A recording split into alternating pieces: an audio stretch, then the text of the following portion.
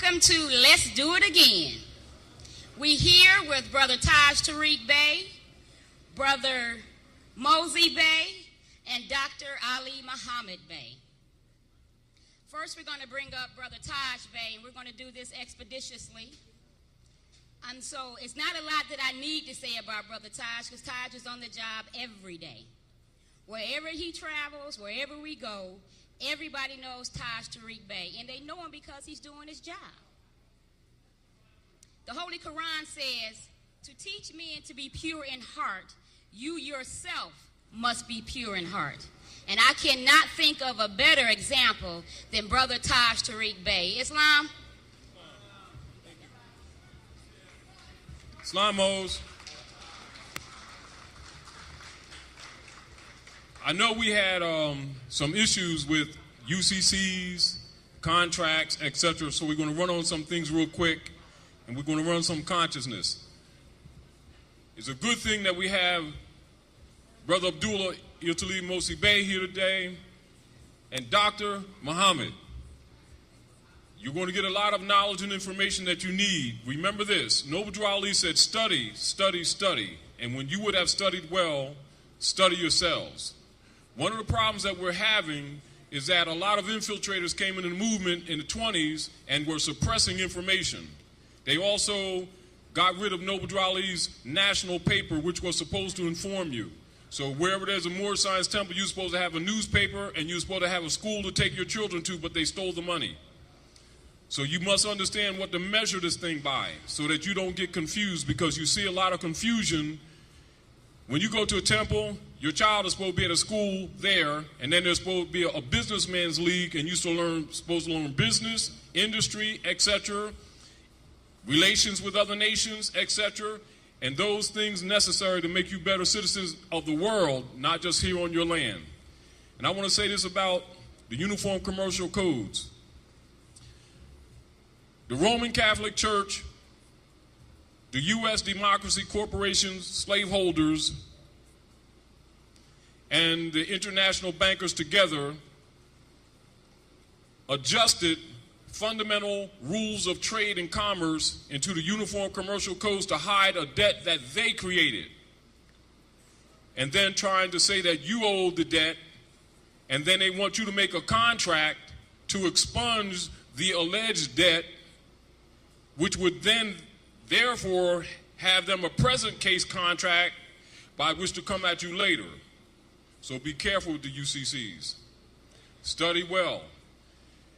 Whenever you're studying UCCs, remember this. Ultimately, they'll say to you, oh yeah, naturalize. But that's for an alien being adopted into a political order and given clothed with the rights and privileges of citizenship, clothed with it. Nationalization is where the legitimate nation reclaims its own. This is why Noble Ali nationalized you. Now, understand this.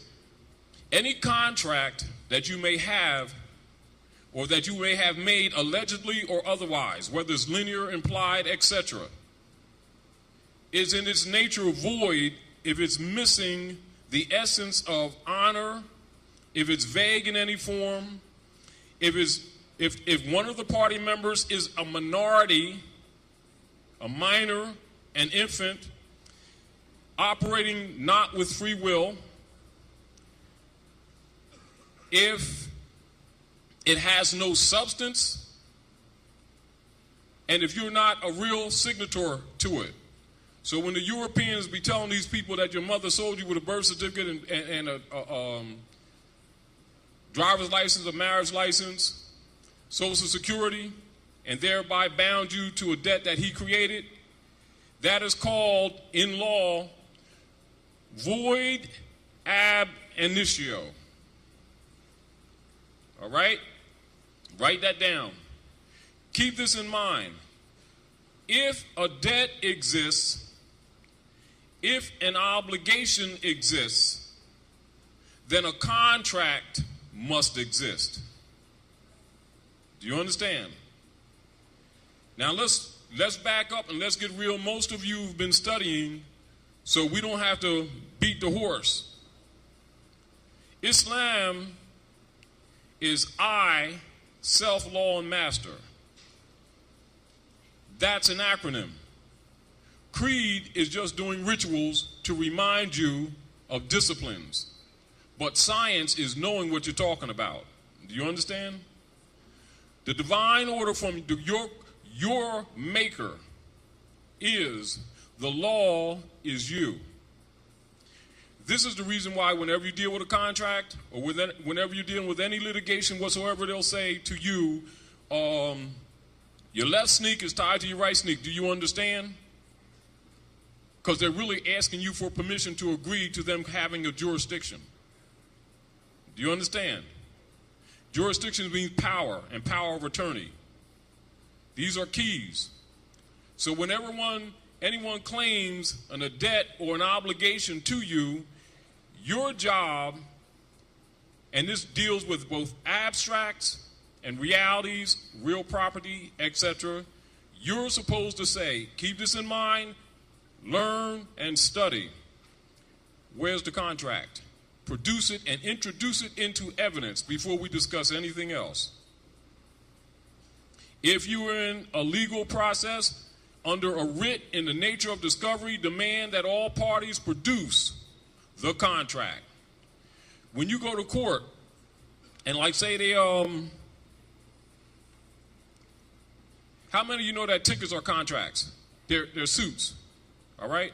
So say you go to court, they give you traffic ticket, parking ticket, right? And they want to give you surcharges and a whole bunch of other stuff like that, right? What you're supposed to do is ask that judge for the prosecutor or whoever the municipality is to make that claim. There's an oath of ethics that judge takes to protect your right to due process. You go get a copy of that and you take that with you. And you remind him of his obligation that municipal corporation is suing you but denying you due process, and that instrument is not prosecutable for lack of due process, therefore disclaiming its existence as non-prosecutable because it violates his oath and it violates legal procedures. How can somebody sue you, levy a fine against you, you're not questioning your accuser, and it's based on a contract that steals a right that already belongs to you and sold back to you under a privilege? You got to understand this. So you say to that judge, Freddie over here is claiming that I owe them something for parking somewhere. Well, the Supreme Court said that he can't do that. Didn't you know that? Don't you have an oath? Well, you know. And see, they're trying to talk about subject matter. So, well, let's not go there. Let's talk about what your obligation is. Get the courage to stand for your right. Because for an obligation to exist, a contract must exist. Because that's what makes the law. Because the law begins with you. You are the law. That's divine and is inalienable. That is related to the birthright that Noble Drew Ali talks to you about. But you need to learn what it really means politically also, so it can function. What good is it to give you information that you can't go someplace and function with? You don't need to be here to feel good. We have issues, real issues. You need things that work. Knowledge works. Emotions does not. It just gets the psychiatrist paid and sell some aspirins for somebody. Our people are destroyed for lack of knowledge, and we have to come into this new age. Aquarius is here, Uranus is at work, and Saturn is too, so you may as well get used to it because everything else is going out the door. Whether you liked it or not, it's irrelevant. This is the time that the Nazarene told you about. It's New Era times. It's time that Drew Ali told you about. New Era time. The people coming into conscious now is coming with their eyes open. So all the leaders ain't going to keep getting away with fooling them no more and living off them either. And just like the Nazarene went and turned over the table, the money of the money changers, the table, and he was only 12 years old, guess what? It's being done again, so you can chalk that stuff up. So at the same time, you're going to see a lot of people that's going to get mad because this information is getting to you. They know it, but they ain't been talking to you. You understand? They would love to block this because they want to keep you in belief when you're supposed to rise above faith and come to fruition. You and the truth are one. What good is knowledge if you can't apply it? Keep that in mind. And don't feel guilty for learning. Truth needs no apology. But understand there will be resistance. All right? This is your basis in law upon which you contest any contract and any claims made against you. Now, as far as the Romans and the bankers and the fake government called the U.S. democracy, which was never sanctioned because this is a republic, that told you that you're in debt and that, well, we're going to make a deal for you and give you this red taffy. So if you do so, UCC liens, and then if we come at you, just give us a bond, accept it for value. What they're trying to do is get you to make a contract where none exists. But if you haven't studied, ultimately any litigation must be determined and litigated by the sovereign, mustn't it? Mustn't it? If I have a claim and you have a claim, the argument is who has the superior claim. Am I correct? Now, ultimately, it must be settled by a sovereign delegated authority. Am I correct? All right? So if you make a claim and claim to be a surety holder of anything, sooner or later, somebody's going to challenge you on it.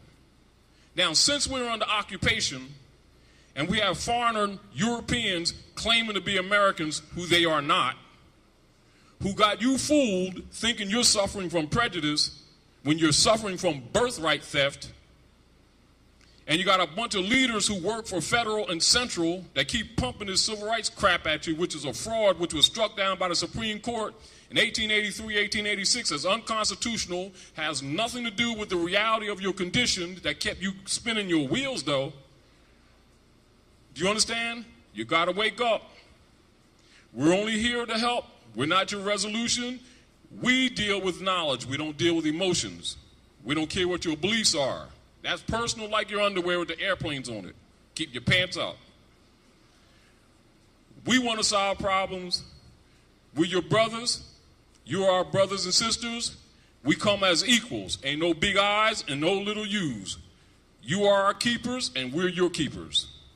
We got some problems to solve, and the first thing we got to do is rise above emotionalism, and rise above opportunism. Now, as far as Great Seal, I know a lot of you have heard of Great Seal. How many people heard of Great Seal? All right, how many of you dealt with Great Seal and are a little bit confused?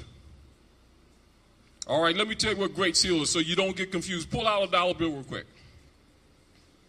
It ain't a dollar bill, it's a fiat note, debt.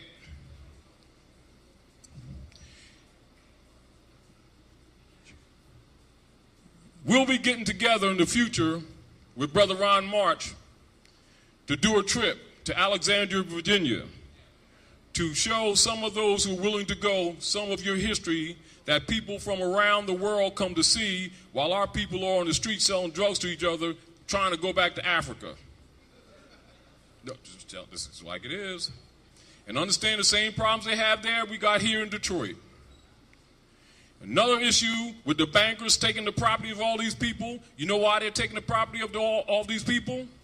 Because these people won't claim their birthright and then claim the land and throw them suckers out. You don't need to give them bond on a debt that doesn't exist. They're not even original title holders.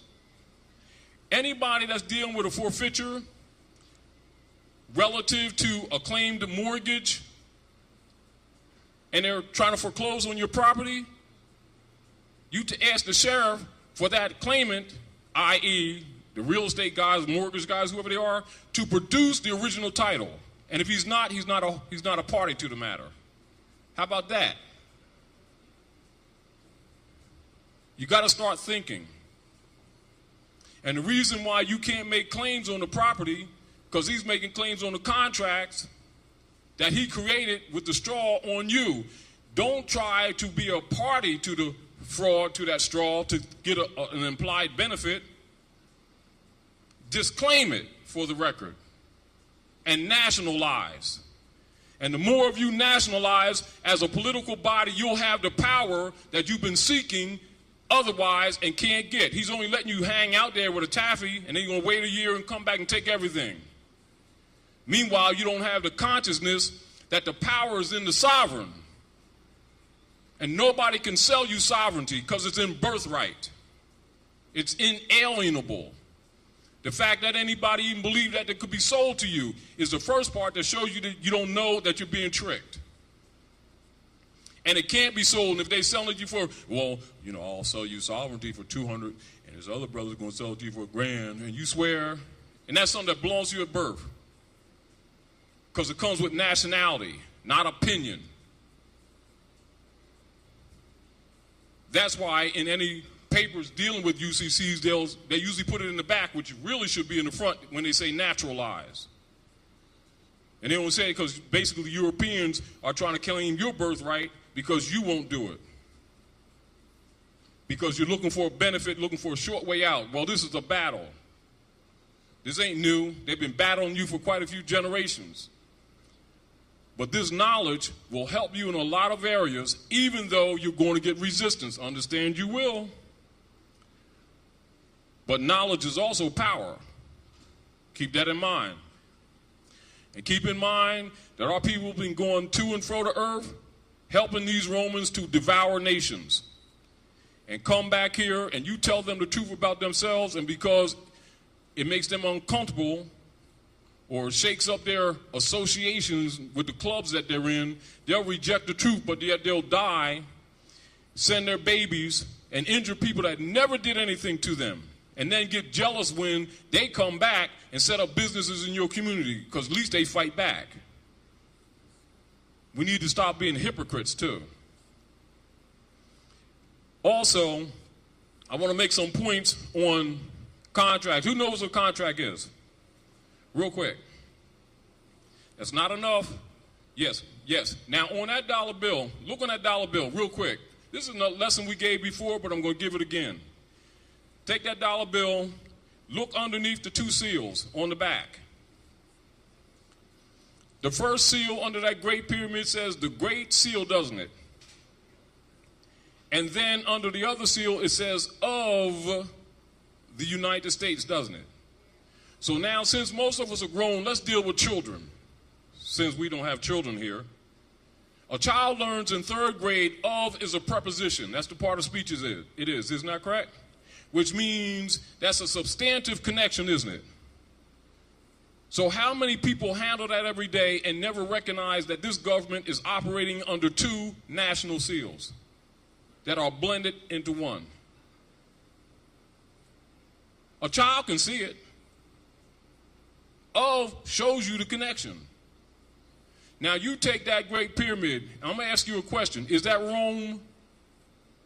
Is that Great Pyramid Rome? Are you Roman? Who murdered the prophets? Oh, what do you think your problem is now? You think your problem is racism? Your problem is that Rome is ruling.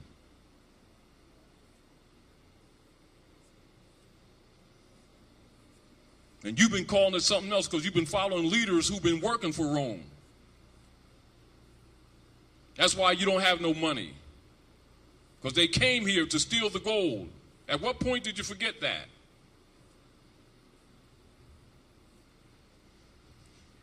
Take that seal, hold it up in front of your face.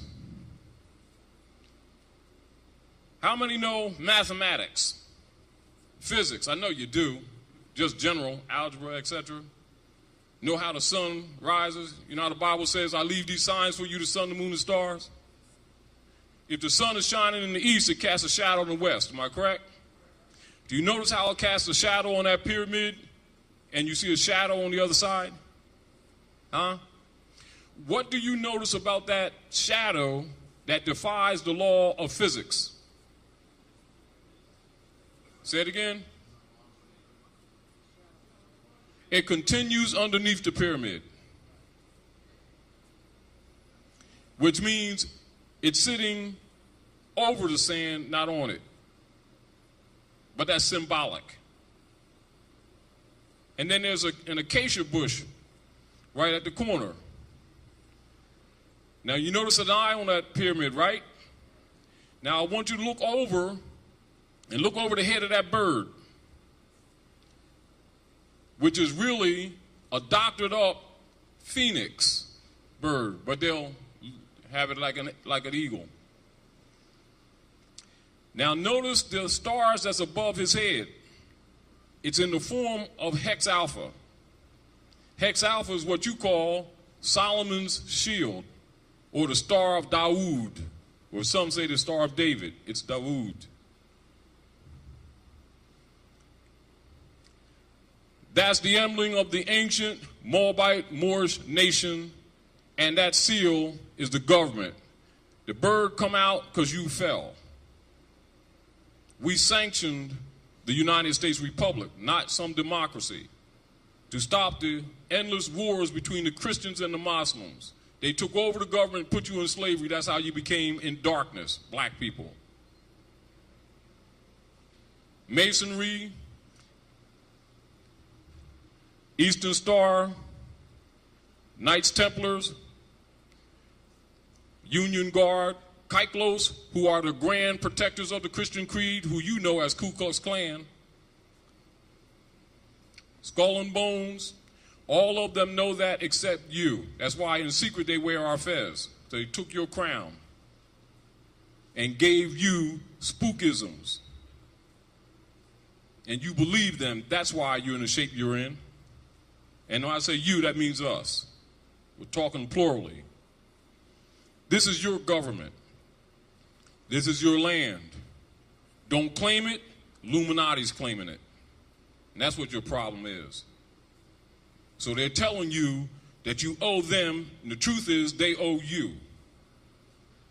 But if you believe them and they can trick you into making new contracts with them where a contract really didn't exist, or that any contracts that actually exist are void ab initio already because they violated all the treaties and they violated the Constitution.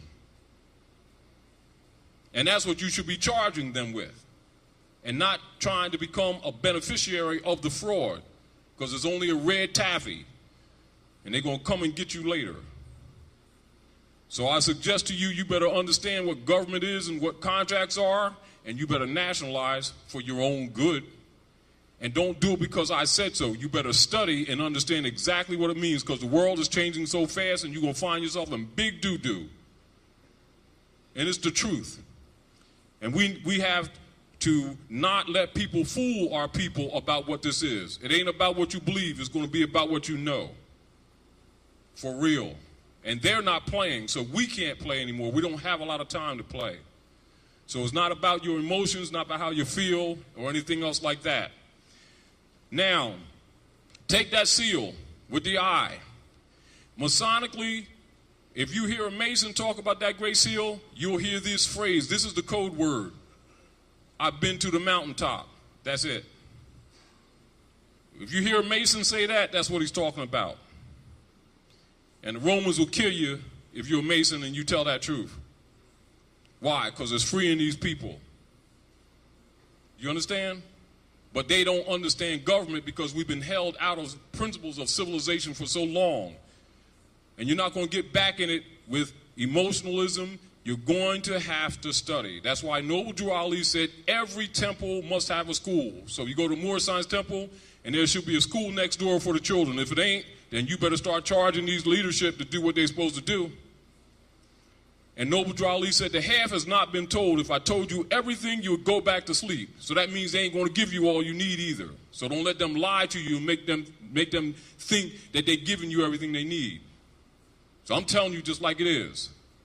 And you better get real.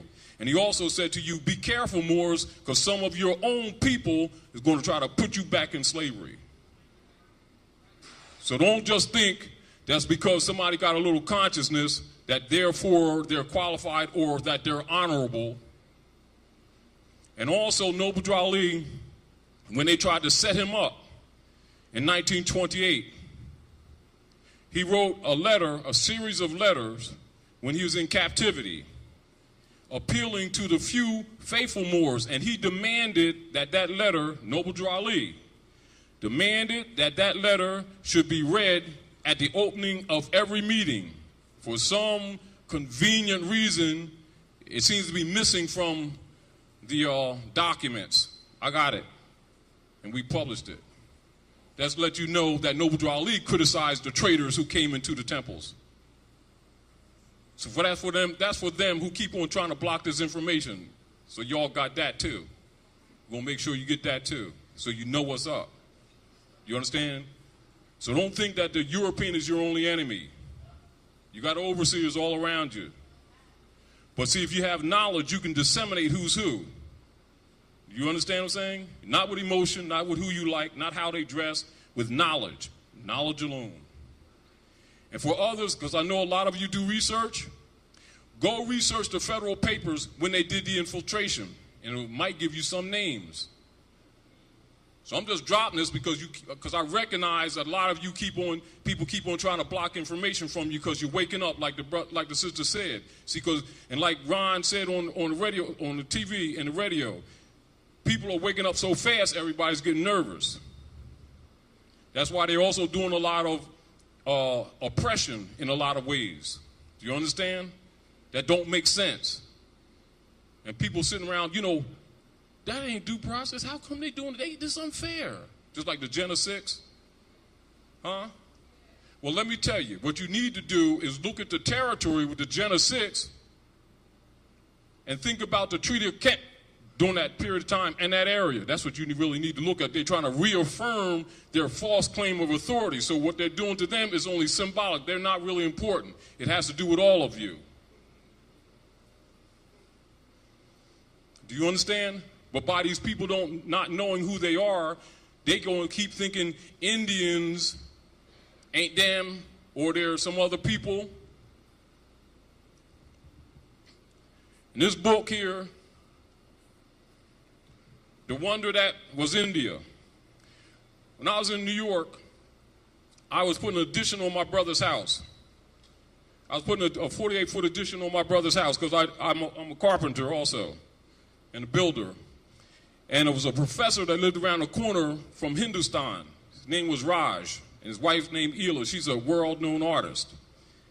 And they seen some of the work I did around my brother's house, and they asked me would I redo their kitchen and redo the garage for Ela because she's an artist. So I went around there, did some work for him, hooked him up.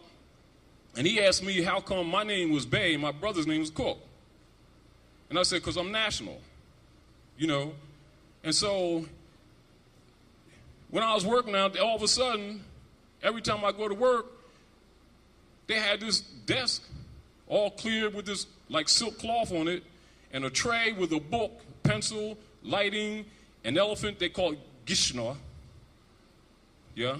And every 12 o'clock, Ela would come in and she's standing at the door and Raj would bring me a cookie and a tea. And he says, this is how we used to always do in the Mauryan dynasty. And then he gave me his own Vita and some Magian law. And from then on, he called me brother. And that is one of the books that I just happened to find when I was traveling the other day, which was one of the books in his library that he would put on the table all the time. And that's about the Mauryan dynasty, the Nanda dynasty, and the Gupta dynasty that deals with that metaphysical culture that you call yoga, which is really Moorish science, and everybody in the world knows it except you. And the grand sheiks keep hiding it from you, because most of them is agents. Yet Noble Drew Ali said, study. How come they ain't giving it to you? Because you won't buy their lunch. That's why they won't give it to you. They want to keep you dumb. Keep this in mind. I'm being blunt because I'm not playing. Because I didn't come up here to get you emotional. I do what I do because I don't want my babies to follow in the crap that I went through. And I'm not playing. I'm not interested in no titles. You understand what I'm saying to you? And you're not going to have no rally and be free. please. Knowledge is what's going to set you free. Truth is what's going to set you free. And all that other stuff, you can forget it. Truth here is the same truth as in China. You understand? So the same truth that Alcosa say, same truth Noble Ali say. Same truth that Nazarene say, same truth Noble Ali say. You understand? The same truth that the Brahmins say, same truth Noble Ali say. It didn't change and it didn't pass away. You was played. That's all. That's all. The word don't change. You've been tricked. You've been had. That's why we, unlike everybody else, catch super hell. Some of you say, give me some fire. At least it'll be better than this. So I want you to understand that the Romans, yes, they may have you under contract, but their contract is void. It's a fraud. So don't get tricked into making a contract to try to buy yourself out of a contract that is void ab initio in the first place. Because they want you to produce a contract whereas they had none. Do you understand? And most of you aren't skilled enough to know law and commerce to take a few sections of the sections of the uniform commercial codes and be safe when you get out on that desert with them. The other point that I want to tell you, how many of you who's dealt with them got your account and can leave here and go to that account and tap it and bring something back? If you can't, you better start thinking. Now, I want to say this, and I'm not going to hold up because we got the brother's on. He's over there smoking right now. If you smell smoke, it ain't incense. He's thinking. Sister got good food over there so we can think better. They got literature over here because man eats not by bread alone. But on a serious note, on a real serious note, for all the finances that we spend, we're not as poor as we think we are. Now, I was in Philadelphia. They have a radio station, Cody Bryant, and WURD Word, and it's popular in Philly, and it's on the internet and stuff like that. And you had all these businessmen in our community, so-called Asiatics, like to be black and whatever they are this week, light-skinned black people and orange-skinned purple people, and looking for respect around the world. So they're going to go to the Koreans who are in general control of the so-called black hair business to the tune of $9 billion a year. That's just the hair. That ain't the products. That's not the peripheral products. That's just the hair. $9 billion a year. So they're doing their usually black rally stuff. We're going to get together, going down to the Koreans because they're in our community taking our business and stuff like that. And, business people, sophisticated guys, preachers, and all the so-called activists. Going to make them feel guilty and give us a piece of the action. Well, anyway, they talked about it for a while on WURD. And every couple hours they have a new host. And the topic was so strong that it kept carrying on to the next host. Oh, they got this thing together. You understand what I'm saying? So they went down and met with the Koreans and the export-importers. So they're going to get, a piece of the action of the so-called black hair business in the so-called black community. But when they met with the Koreans, they were very cordial. However, they had documents ready for them and gave us an economic, not us, because I wasn't with them, because I wasn't playing the game, but gave them a dossier on what they spent in our so-called black community in 1 year just with our churches that never put nothing back in it. $62 billion of only the immediate Monday morning recordings. It says, we take care of business. We don't put our church out here on the highway. We're only serving you because you don't serve yourself. You want to build churches and clubs. That's your business. Don't come to try to take our business because we're taking care of business. They call them racist and all that kind of stuff. Do you understand? Rather than us study and apply intelligent business take care of all the aspects in our own community, we want to condemn others as if they're taking something from us when we misplace our own funds. And then they started that guilt trip on him, and he said, you all know that Jesus was a Jew, so why are you making us feel guilty? No one's telling us we're hypocrites to boot. Now, anybody that dealt with WRD, that dealt with the internet, you can get that interchange. I don't think they put that part on there, though. But I'm just saying that because we really need to start thinking about ourselves and not being so self-righteous and thinking that the Creator only made us and didn't make anybody else, and that somebody's obligated to us and that we're so poor. We choose to do what we want to do with our finances. We're the ones that choose not to build anything for our children and waiting for somebody to do some program all the time. But we build all these big edifices that do nothing.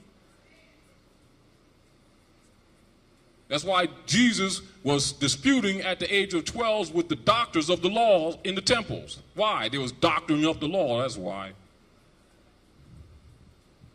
So I want to make that point. Now, real quick, I'm not going to talk too long. Some quick questions, particularly on some vital interests. So keep in mind that whenever you're dealing or transacting business, everybody in the world knows that that great seal on the back of that dollar bill belongs to you. So when you hear the term Great Seal, don't think present case, it's ancient.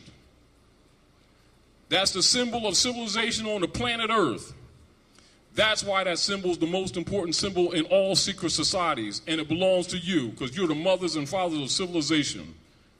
So how do you think the civilized world views you, that's us plurally, when they talk principles of civilization and then you don't know nothing about civics? Let's be real. And then you got people in this very movement that lie to Moors and say that this movement has nothing to do with civics. And write in Noble Drali's newspaper, up until 1928, from 1913 on, this was a civic organization which adopted a religious affidavit 11 months before they assassinated him and changed the Moorish Holy Temple of Science, adopted as its corporate name to do corporate business, the Moorish Science Temple of America. Now that's the truth. Do the research.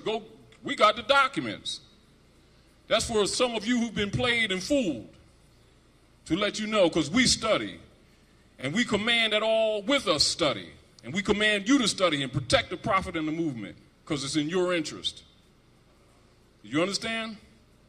Because you're not going to do anything with emotionalism, because this man is ruling here with knowledge. He ain't ruling here because he don't like you. He's ruling here because he stole your birthright, and he's living off your virtues. So be careful any covenants you make with him. Don't make a pact with the devil and don't know what you just did. So my warning to you, the greatest thing that happened with us as a people with the Uniform Commercial Code's exposure is it starts teaching you what a contract is, which you didn't know that it is. However, be careful when you contract. Don't go contracting and then say, oh, I got to find somebody to study with. See, because once you put out an instrument, you're challenging the jurisdiction of the colonial powers. And when you think about that, then walk the streets and look at Detroit and look at all these beautiful empty buildings and think about all the brothers and sisters that are either on the street or living someplace else. Some had to leave the city. What, do you think they ain't going to reclaim this? They're getting you out of the way because big things are planned. However, you are the indigenous people, but not recognizing that you have no political power. Ultimately, only the sovereign has the power.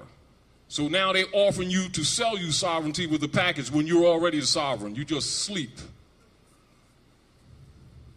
So why don't you wake up and nationalize your land? And you don't have to make any contracts. You get the thieves off your land. Do you understand where I'm coming from? And I'm not saying to you don't use certain remedies now, but be careful. Meanwhile, you got leeches in between of your own. And keep this in mind. For those who may have gotten some information on Great Seal and may have some misgivings. Any documents that came from Great Seal that you done paid $200, $300, $400, $500, $600 for, somebody played you. Because each piece of paper was supposed to cost the cost that it takes to print it. So if you had 7 documents, there's 21 notes. If it costs $3 to do it at Kiko's. And if anybody took anything else from you, you got played. I'm the Emir of Great Seal, so I'm telling you. Just because I don't use the title, I am the Emir of Great Seal. And I'm one of the major structures of those documents 20 years ago. Do you understand? Others got them and have been misusing them. The only reason those documents exist, and they are legal notices, it was to counter the insurgents that came into this movement that was blocking you from getting your nationality. That's all they existed for. No other purpose. Not for the benefit or the profit of any individual. And there's bylaws that go with it for checks and balances in accord with the law. Do you understand? And in accord with Noble Drew Ali's demand to the Moorish Americans to enforce the Constitution of the United States of America, and I can prove it, documented in that warning. That's what Great Seal is. It is active Moors versus passive Moors. That's all. Not better, not greater. But anybody who's Great Seal is a student and a scholar already. And if they got them documents and they haven't studied, then they're misrepresenting Great Seal. I'm just telling you that so you'll understand. Do you understand? All right? So if any of you got caught in that cycle where you're running all over the place and spending hundreds of dollars, well, they ain't dollars, but notes for those documents, you're being played. And anybody that needs them, you're supposed to be able to have them right here in Detroit. Do you understand what I'm saying to you? All right. Because it's your birthright. It's only, it's like, that's not unlike somebody saying, well, we got to go to California to get a copy of the Constitution. Yeah, man, how much? $700. And you all fell for it. Well, somebody delegated me authority to sell you this Constitution for $700. You've been had. And really, a child can understand that government is in honor. It has integrity. It's ethical. Our greatest problem with us in this movement is unethical people getting on board. It's true. It's true. And it's like, and before we worry about to clean up the European, we got to get our own house in order. That's why Noble Drew Ali, in the questionnaire, did the additional bylaws, constitutional bylaws in the back, and read it. And the first thing he talks about is the robbers. So I'm just reminding you, so you better study your literature. And then you better go to chapter 5 of the Holy Quran, use that compass and the square and the axe, and start getting your character in order.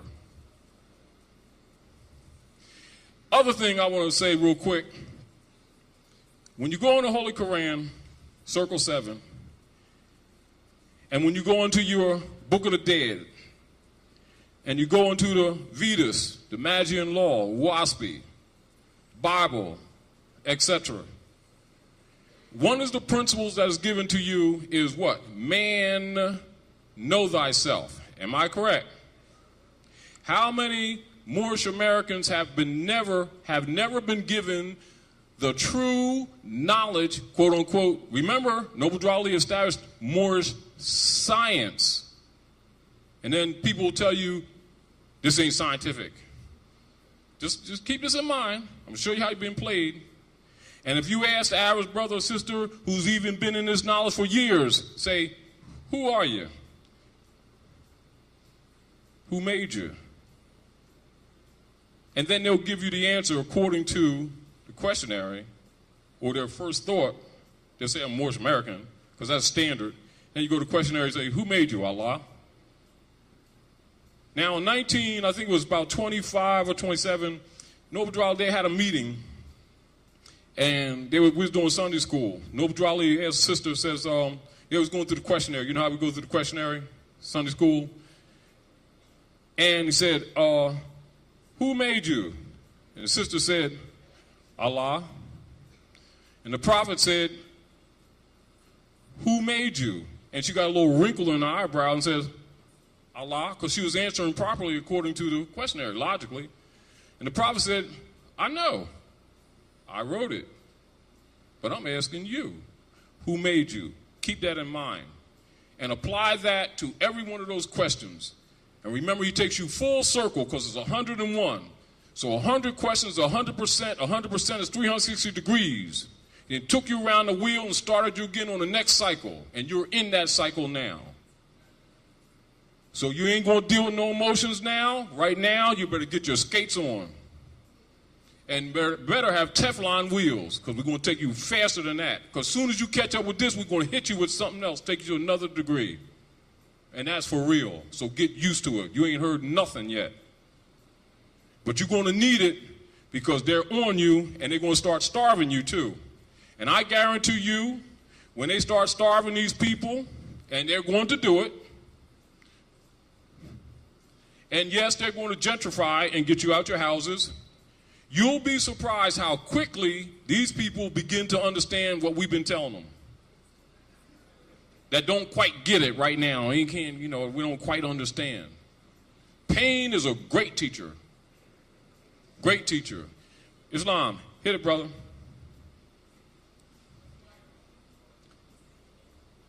I just want a minute. I want to remind you all, so when you hear the term Great Seal, understand that any and all indigenous people in North, Central, and South America are Great Seal. They just lost consciousness. And when you hear the term Great Seal amongst active Moors, all it means is Moors who are active and not passive. So if you meet a person and they say they're Great Seal and they can't give you the history, a general history of the world, and they can't give you a general history or structure of government, they're not Great Seal, because that goes with it. It's a state of mind. Do you understand? So a person who's Great Seal you can take a person from Great Seal and they've been going to Great Seal classes for a couple years, they can stand up against an Arab and never have went through the temple. Do you understand? They can stand up against a PhD in a college and never went to college. That's what Great Seal is. Do you understand? I'm serious. So if you got Great Seal papers and can't defend them, understand that you just put the cart before the horse. Islam, brother. Islam. All those who wish to ask questions at this time, you may form a single file line. All those who would wish to ask questions, form a single file line, please.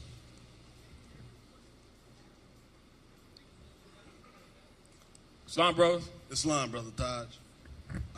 My question is, how do you start this process that you're talking about? Nationalizing. Now let me, and I'm going to hit on this because this is very, very important. This is the reason why you must study. Do you know what nationalize is? See, we say nationalize, right? Yes, sir. But most people don't even know what it is. That's the first point. Mm-hmm. We say birthright, right? Most people don't know what birthright is. They just repeat it because they hear it. But if you challenge them at law to defend their birthright, they start giving you opinions and emotions and what some brother that they following said. They will not give you the universal knowledge of what it means. Nationalization is whereas, by necessity of some political abrogation that has taken place in past tense, that a legitimate and recognized nation is reclaiming its person's natural and or property officially. However, internationally and by the laws of the nations of the planet, when you become conscious that you're more, you're nationalized at that point. In fact, really, no club, no organization, no guy in the back that's going to sell you a document can nationalize you. your blood. You are who your forefathers were without doubt or contradiction. So anything anybody else says cannot contradict that fact. Now, key. The issue with a disunited people is that they lack the political power to affect those issues relative to the resources that are under occupation. Therefore, when Noble Ali gives the charter, he got at it unity, don't he? Unity politically means nationality. This is why COINTELPRO put people into the movement to cause confusion and to dissolve the movement so you wouldn't recognize that unity means nationality politically. Therefore, you have certain rules of civilization that you must know. Now, different organizations have come about over the years because of infiltration and established processes by which you could gain your nationality and bypass the government agents who were occupying seats of power to block you. And they serve no other purpose. Keep this in mind. Great Seal is not the government. But yet the Great Seal is the seal of the government. The Moorish Science Temple is not the government nor the nation. It's an institution established to dispensate the information. Do you understand? The nation is out here. Everybody in this room is Moorish American. Some know it, some don't. Nationalization is when they become conscious of it, and now we won't be begging them about what they do with the Gen 6. We'll send a delegate and tell the president, release them. Yes, sir. Do you understand? Now that's what the Grand Sheiks and Assistant Grand Sheiks are supposed to do, because they were put in place to make law. And they will tell you that Noble Ali don't deal with that law stuff. They're lying. Yes, sir. Do you understand what I'm saying? Yes, so sir. Once you teach people what government is, then they'll start holding people accountable and stop giving them their lunch money until they do account for what they're supposed to do. Do you understand? Now, like say for instance, you become conscious, right? Mm-hmm. Now I'm ahead of some movement, some type thing that's supposed to be so-called can nationalize you. Right. Oh, but I don't like you, see, because you wear Nikes, you know what I mean, man? And plus I need a payment, Right. you know, on my bicycle with the gold rims. And so I play around with you, you know, you're studying, you know, you coming, doing what you're supposed to do, you trying to learn all stuff, you know, and I'm just messing you all around. Meanwhile, you in all kind of colored documents that you're trying to clean up because now you're conscious and you think that I own your nationality. Well, that's a lie. Now, if I don't do it, guess what? You can do it yourself. So says the nations of the earth who recognize Noble Ali. This is the reason why he wrote that letter to be read before the temples that they keep on skipping over, that you don't hear. Because if you read it, you see that he criticized them. And they ran him out of his own temple in Newark, New Jersey with knife point. And they're going to tell you what the prophet said. See, but nobody don't want to talk about that. Right. But I'm a soldier. Yes, sir. I'm married to the cause and not to the club. Do you understand? All right, brother. First of all, thanks for coming here. Right on, family. All right. What I'd like to know is if I wanted to further communicate with you, whatnot, what's that process? To be honest with you, and this is really honest. Most of the people, like Ras Mariah, who usually be here, or the Professor Abdullah, and also his brother Aleem, who passed before, where I used to have a setup where I would usually have that. But honestly, when I leave here, I'm going to work. I've never used this position for emolument. I don't even have most of my own materials. If you ask me, I don't even have it. So most of the people that even made finance off my literature, I couldn't even give you a copy of my own stuff. But what I've tried to do is get involved with active people around the country and give them keys to enhance whatever organizations they're in relative to the universal principles of birthright. And when the truth is told, they themselves, which includes yourself, will begin to appreciate what Noble Ali has done, because you can work with it. And don't get caught up in personalities because it's not important. This is another reason why it's not. Because I don't like people, thinking that, you're an important guy because you know something. No, I'm learning. Do you understand what I'm saying to you? But what I learn, I share. All right? But you can get in touch with me through probably any medium or anyone that you know. They'll get in touch.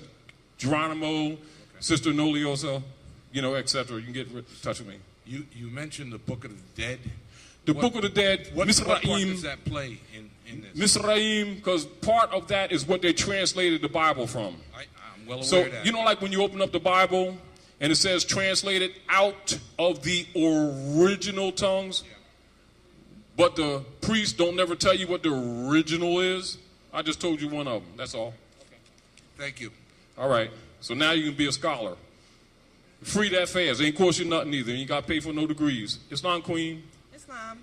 I have a question now. The last couple of weeks, I've been researching my family. Yes. My family.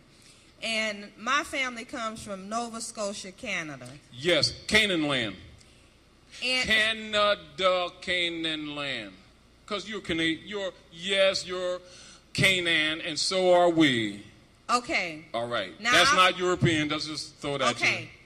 I found all the way back to a tribe called Mi'kmaq. Micmac. You're right. Mm-hmm.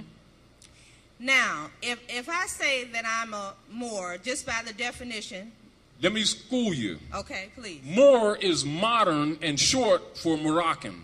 Okay. Moroccan is the descendants of the Moabites. Now, this is what you must understand. That's why it's important to understand your history. The Moabite nation and the Moorish nation are the same nation. The distinction is in the ancient, see, because they've, how you say they've flipped the world, traded places, altered the books. The divine principle in nature is feminine, and that's the truth, always has been. All ancient deities is woman. Even Allah is really a feminine name, just in case you didn't know. Do you understand? Yes. The Moabite nation, mothers and fathers of civilization, was ruled by women. Over 46,000 years ago, when it was transferred to her sons, which is when you gave us our crown, which is a womb, that's what this is. Do you understand? And so we are sons of God, and you God. And that's the real truth. We occupied the planet. When you fell, and that's another history, and the rule was transferred, that's when it started becoming what you call more or less ruled by the sons, and you trained and taught us. That's what a Mason is, Ma's son. Do you understand? Yes. I'm just telling it like it is. And so the nation that evolved out of the Moabite nation is the Moorish nation. And we're somewhat amalgamated. That's all, mother. Oh, that's it. Okay. Do you understand? Really, that's going to give you a lot of history, and you'll understand why, quote unquote, religious organizations always suppress women, because they don't want you to really find out the real truth. Okay, thank you. All right. Come on, brother. Islam, Todd. Islam family. I got two questions. Can you use the UCC to put claim on property? Can you use the UCC to put claim on property? Your property? Yes. Now, look at this. That's the way it's generally presented, right? But it's still by contract, isn't it? Yes. And that contract must be litigated by the sovereign, mustn't it? Yes. When the papers are filed, who do you pay, a European or Asiatic? European. All right, you just declared him the sovereign. You see where the trick with the contracts come in? Okay. You just acknowledged him as the sovereign, and the sovereign is the ultimate litigator of who owns what. And since we're under occupation, what do you think going to happen? This is why you see me talk to the brothers and sisters about the UCCs from the perspective that I do. However, I say you should know about them, you should study them well. To secure property, you must first secure yourself. That's why you nationalize. This is why when you see Europeans who followed Noble Drew Ali in the 20s and they started the Moorish Orthodox Church, started these freedmen and wanted to get the republic back. But a lot of Moors won't even tell you about that part of history. That also Europeans was in the temple. Do you understand? Because they don't want you to know that. You see, so I'm telling you like it is. Deal with knowledge. This is what I'm saying to you. If my position has been, there's been many opportunities where I had to gain great wealth. One, just because people know me across the country and on the islands. But I've never fed into it. I got a job. Do you understand what I'm saying to you? That's number one. I am more interested in making anyone that I run into conscious, knowing that if we become conscious, we can just nationalize the land. Let's look at this real quick. And I think this will answer your question. Because you already know that I don't push the UCCs. Right. It's not my policy. Right. Though I know them very well. But I don't use them because I see traps.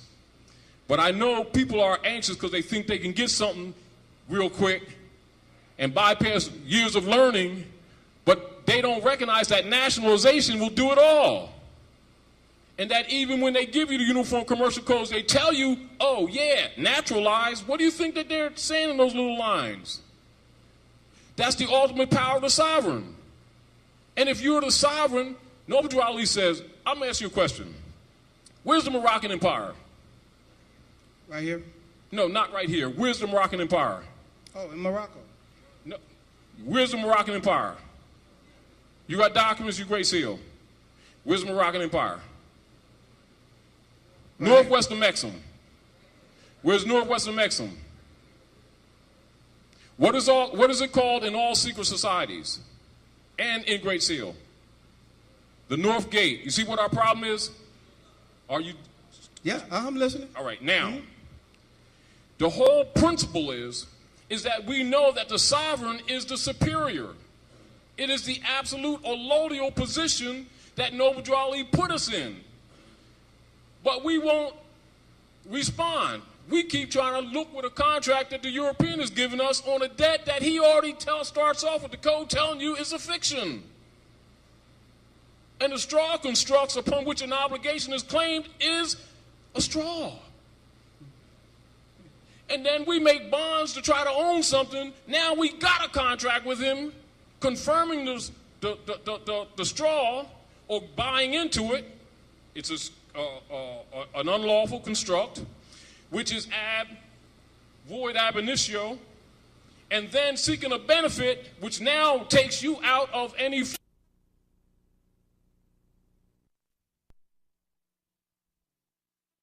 collectors ain't on their heels if they still got it. And houses and everything else that they think they secured when they're not secure by claiming a colonist as the sovereign. That's why Great Seal papers are all legal notices and none in the nature of a motion. And he recognized that these people are waking up exponentially across the country. And so he's given a taffy for you not to recognize this, that the gold, the silver, and the commerce belongs to the citizens and the citizens alone. Who are you? What's your nationality? Moorish American. All right. You white man? Yes. That's a status, isn't it? Yes. But what happens every time our people give it to him? Then he becomes the white man. That's what our problem is. And then they carry his name, don't they? Yes. That's where the bond is. So anything they buy or sell with the mark or the number of his name, he got bond on it. And no matter what you do in any subordinate contract that you make must be litigated in a court of common sense called common law. Am I correct? Yes, you are. Will they allow them to take place? No. Will they allow common laws to take place? No. Which means they're ignoring even due process procedures. They're only doing it to get people off the mark because they can't even defend the documents when they get them. When the ultimate power is the sovereign and they're trying to sell you sovereignty. Now, you want to ask that question again? No, I got another one though real All right, quick. go ahead. You know anything about Frank, using the word Frank to mail through the posters? For postage, the word Frank. Frank? Yes. As far as? Mailing letters or putting it on an envelope where the stamp goes. You know anything about that? No. Okay. Is it in if it's in reference to the Frankish? Is that what you're talking about? Yeah, I think it has something to do with it, but it says that Frank, it's in the black laws, it's in the regular dictionary, and it says to send matter through the public mail free of postage. Yeah, now I understand. Yeah. I didn't catch it at first. I thought you signifying the Frankish. Can that still be done today? It can be, but the problem with it is a lot of things can be done. The only reason that they can't is because you have colorable people in government. And these people won't nationalize to put them in check. That's all our problem really is. Yeah.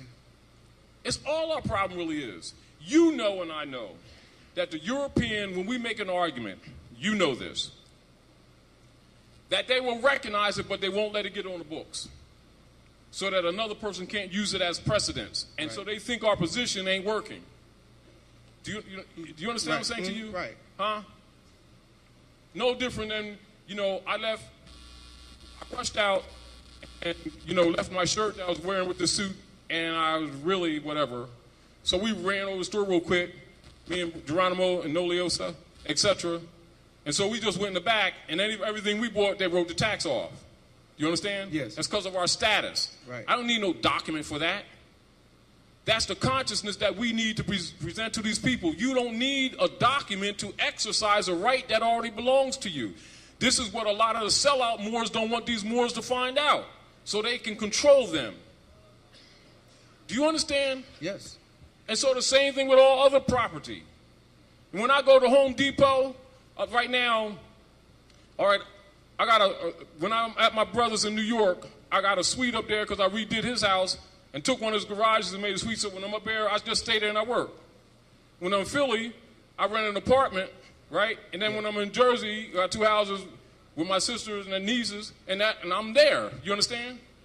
When I go to Depot to fix anything, I've just put a kitchen in for my landlord, right? And I'm rebuilding his thing. I made him a bit for his TV. And so we spent about 3,000 notes in material, and we wrote it off. And that's for status, not for any document, not for because I'm a contractor, because it don't apply to me. Do you understand? Yes. This is what nationality does. And it don't cost you to go run over here to Philadelphia to some brother and give him some 700 notes. That's your birthright with your nationality card, but the rotten suckers ain't never told the people how to use it. That's right. Well, I'm going to tell you how to use it. Tell us. And I don't care if they don't like me. That's right. Tell us. And to you? Huh? Tell us. And it don't cost you nothing. How can I sell to you what Noble Drawley told you belonged to you? Nationality is free. Since when did you get tricked in paying somebody anything for it? Do you understand? That's again. Yes. And if you're in your proper person, whatever is yours is yours. Our problem with our people, they don't know what impropriate persona sui juris is, and they don't know the civil liter mortuus status that they're in versus in full life, because they haven't studied.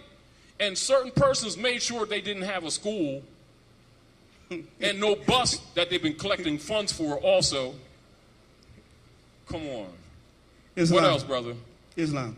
Islam. So y'all excuse me, I'm passionate about this because it makes me mad every time I go here.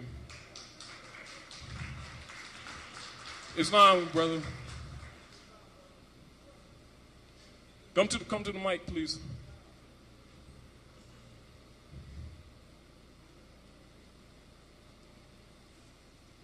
For people to have their paperwork, they should know the law. I tell everybody, when the last time I was here, you say the same thing I say.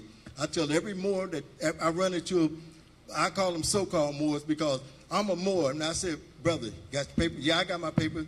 Do you know, can you go in court and defend them? They can't. They don't even know what they are. Now, and look at this. And this is back to my whole point. And this is for everybody, and especially the sisters. Let me say this to you, sisters, because I'm going to be real with you. You know, we all got birthmarks, right? Yes. Now, if I ask you all, according to your instructions, the way you've been raised, what your birthmark is, you're all going to show me a whole bunch of blue things, purple things, little raspberry stuff on your toes, your elbow, behind your arm, and your head and everything, and the only birthmark you got is a navel. That's it.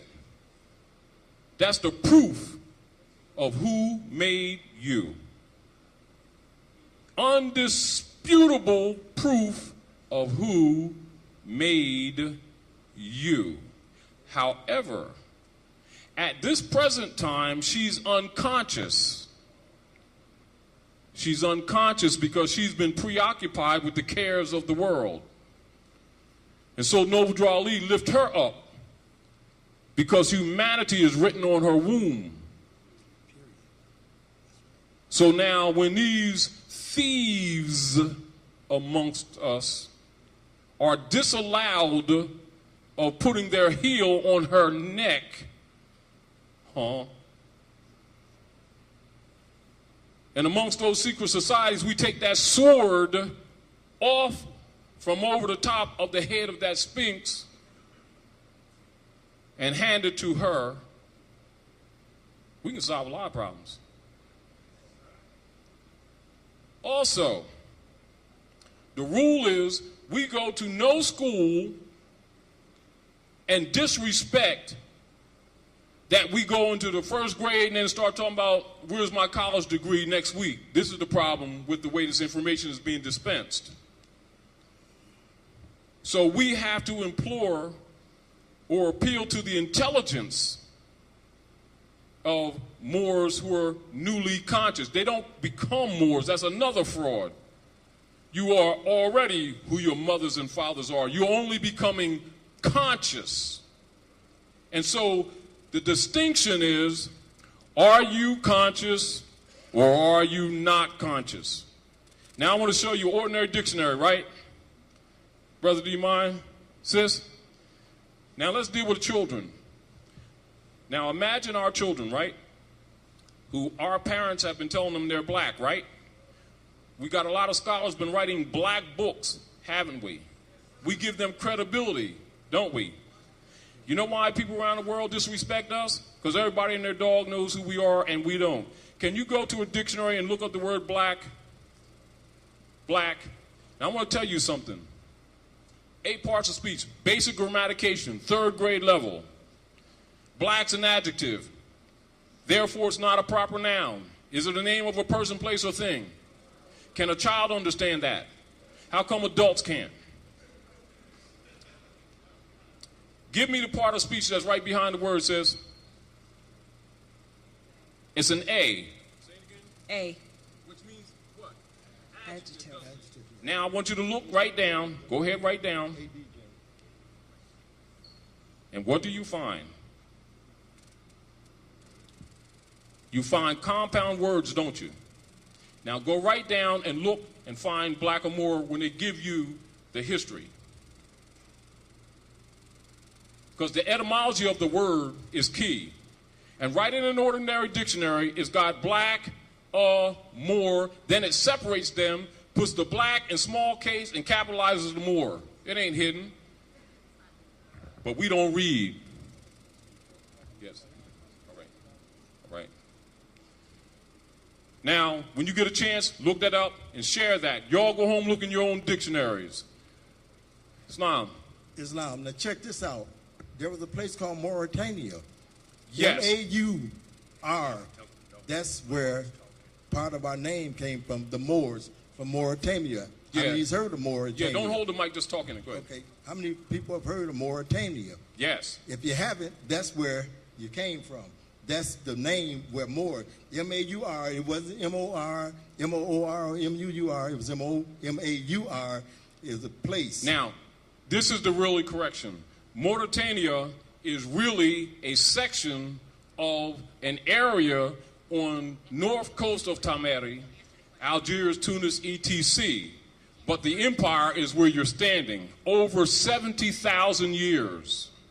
You've got over 46,000 years of written history that's held by Masonic orders and Skull and Bones right here in North America. And you can go right to the Library of Congress and look in the seal and say Islam. So don't mistake this. Just want you to know that. There ain't no Masonic secrets here because you're home. That's why they can't deport you. That's why they keep building jails, because they can't deport you because you're home. And this ain't India. And we ain't Indians either. Queen. What I wanted to ask is, as we become conscious Yes. that we are Moors, what specific place can you give us to go and start to study? Good question, and I love it. Now, this is the charge to all conscious Moorish Americans. You see the damage that the sellouts did to the temples? They've alienated the people so much that they go there once, and the people are so hostile to them they don't want to go back. That's number one. That's another reason why Great Seal was established as an association.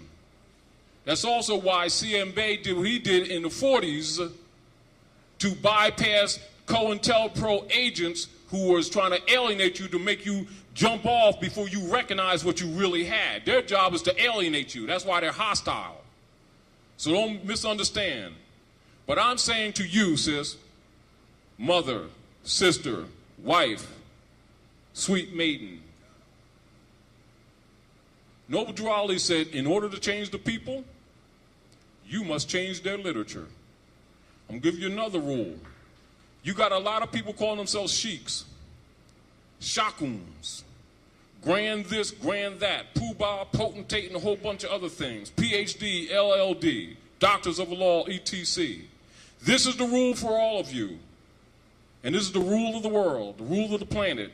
Any scholar who takes on a title and has not produced a piece of literature and put it to the public is not a PhD, is not a sheik.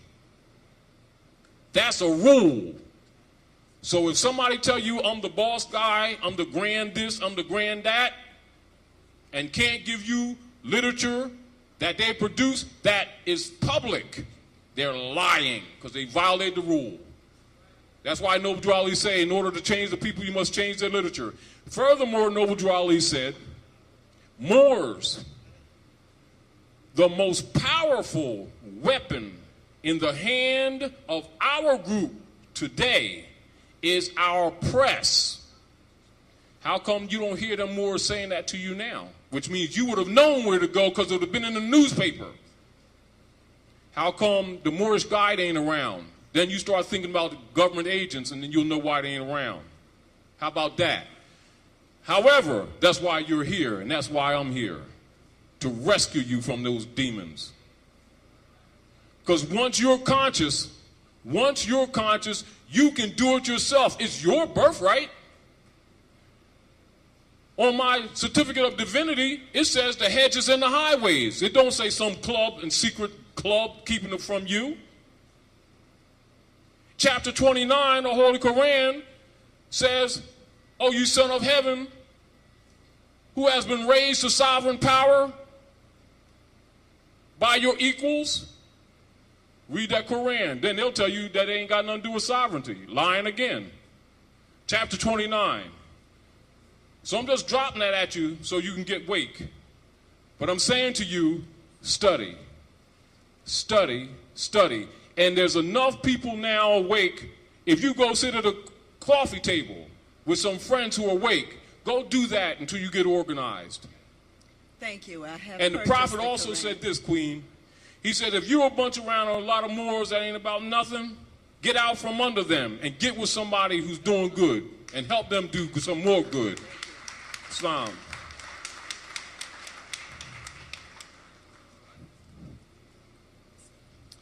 All right.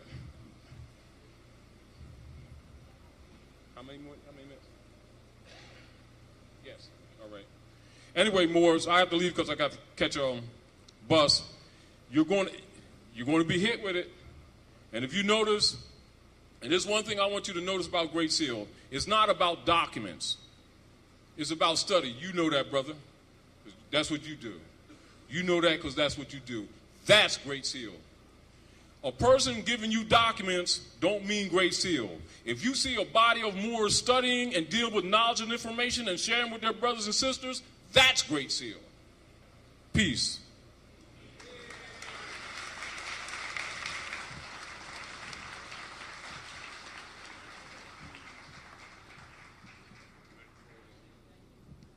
I want us to try to remember our vendors that are here.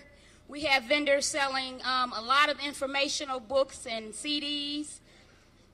We have Sister Motif Naturals selling vegetarian food. We have Brother Minister Malik Shabazz in the back selling food representing the Black Panther Nation, New Marcus Garvey movement. And we have Brother Antoine in the far corner taking pictures.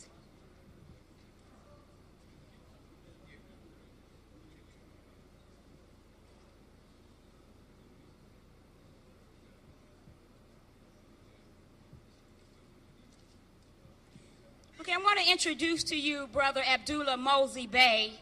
He was here in March and July, and he's going to continue to speak on etymology, in which I said in July was very, very important. Because when you're speaking and communicating with one another or others, you have to understand exactly what a person is saying to have the correct response. And in knowing law, you have to know etymology. Brother Abdullah Mosey Bey, Islam.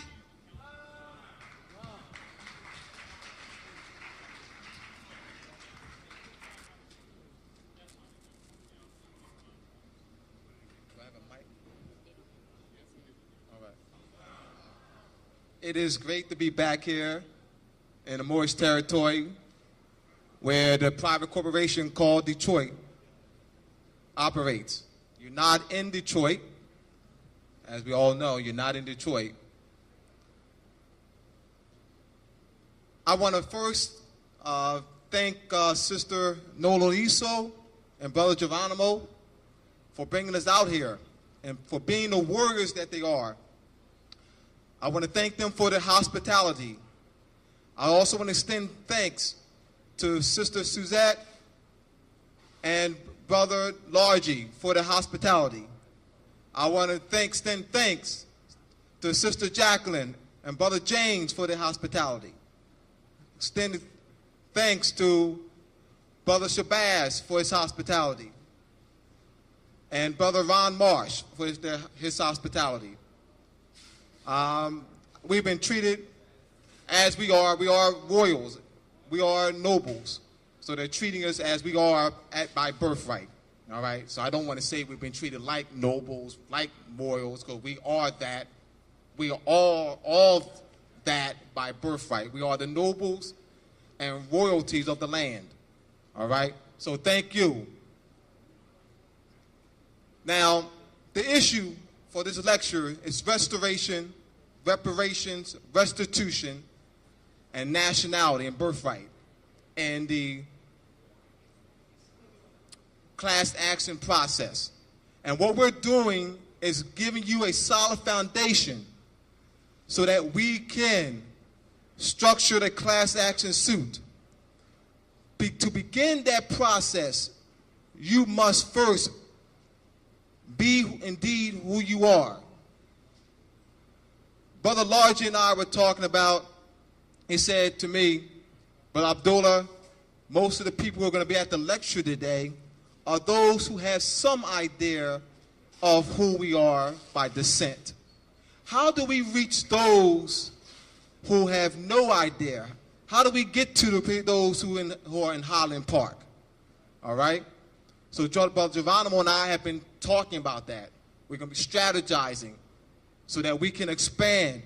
So the purpose is to get this out throughout this entire city.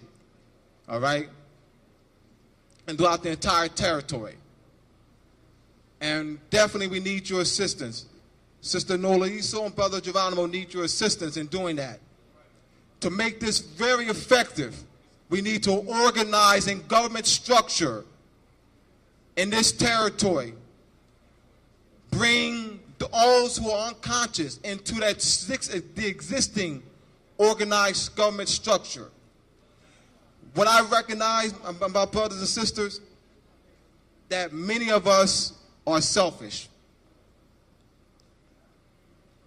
We will do things, all right, for personal benefits, but not be willing to extend ourselves and the knowledge that have been given to us, to our brothers and sisters out there in the general community.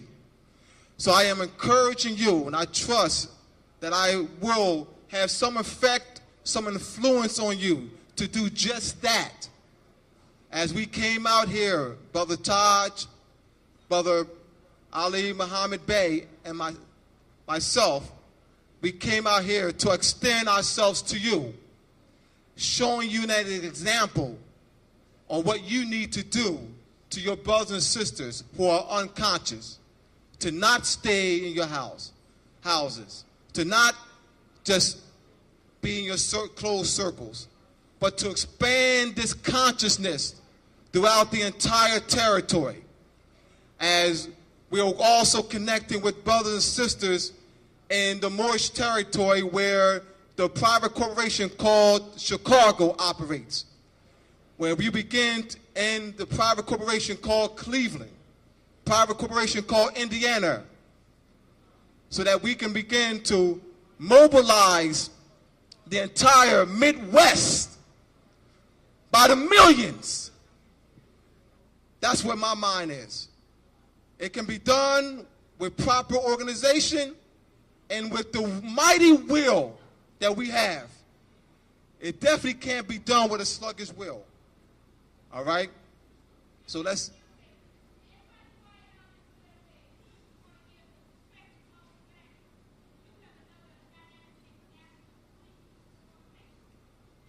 We sure do have another dynamic speaker. Definitely. Young brother, 7 years younger than I am. All right. Restoration means to bring back into existence, to go back to the original state and condition, to bring back into use.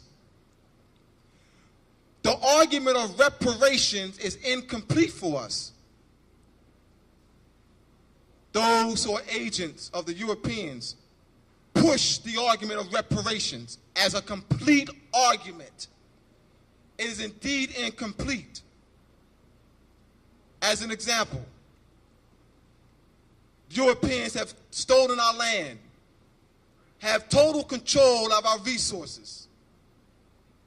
The argument of reparations is incomplete because if we argue monetary compensation, and he indeed maintains control of the sovereignty and continues to use color of law and colorable courts to oppress us economically. First, they're not going to, in the argument of reparations, those who are making that argument, that limited argument, are not even requesting payment and lawful money. In order to repair or to repay, to give monetary compensation, it can only be done with money. So the argument is, give us, as an example, 3 trillion notes that they call dollars. And meanwhile, he still has control to tax us without representation. Everything that we'll purchase will be going back to him. So the proper argument, the complete argument for us is restoration. And embodied in the argument of restoration is restitution and reparations. The issue with restoration was addressed in 1864. Congress, in the Congressional Globes, dated April 9th, 1864. It's called the Congressional Globe. Do your research. Congress addressed our issue, restoration. The issue of restoration, as addressed in that body document, is lawful status, land rights, and monetary compensation. It's already been addressed. The issue of land rights was set where we're supposed to be placed and set up on our land between the Allegheny Mountains and the Rocky Mountains, the 3630 parallel. It's already been addressed. What Thaddeus Stevens and Charles Sumner, along with Horace Greeley, planted a coup to assassinate Lincoln, and were indeed successful, so that this issue of restoration would not be fulfilled. Thought that is Stevens and Charles Sumner, and suppressing the true issue, the complete issue of restoration, they pushed the issue of reparations in 1865. Agents among us who look like us, who are of the same descent as us, who are agents of the European families, who are in bed with the European families, have been selling us out and been pushing the incomplete argument of reparations. It's incomplete. Issue is restoration. All right. The word founder. We have been conditioned and indoctrinated. First, let me address the word education. Education means to lead out. E means out of. D-U-C means to lead.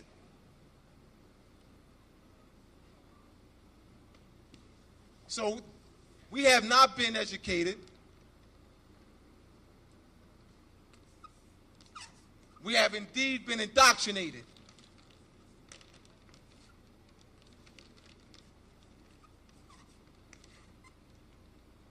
To out of.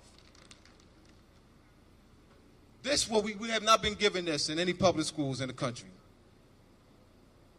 That knowledge is already in you. It's in your DNA structure. So education is a structure whereby it facilitates the ancient knowledge base that lies in your DNA and facilitates that bringing out of what's already in you. All right? This is what we've been given.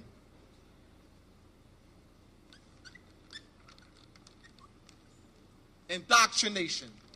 We've been indoctrinated. And this means doc means teach.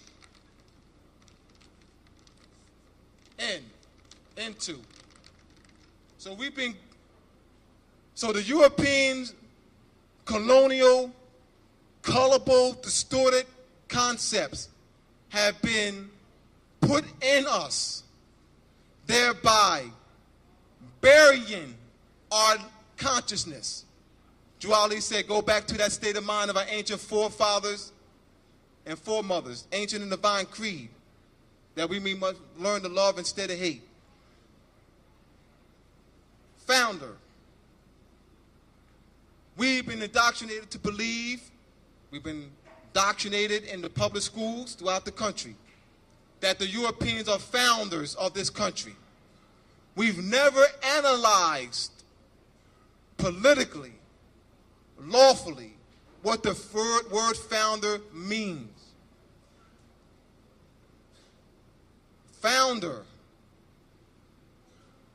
The Europeans cannot establish a political order on a foreign land and claim to have lawful control and rightful possession of the resources and land of a foreign land, and therefore have the supreme authority to legislate laws, to interpret laws, all right, and to execute laws.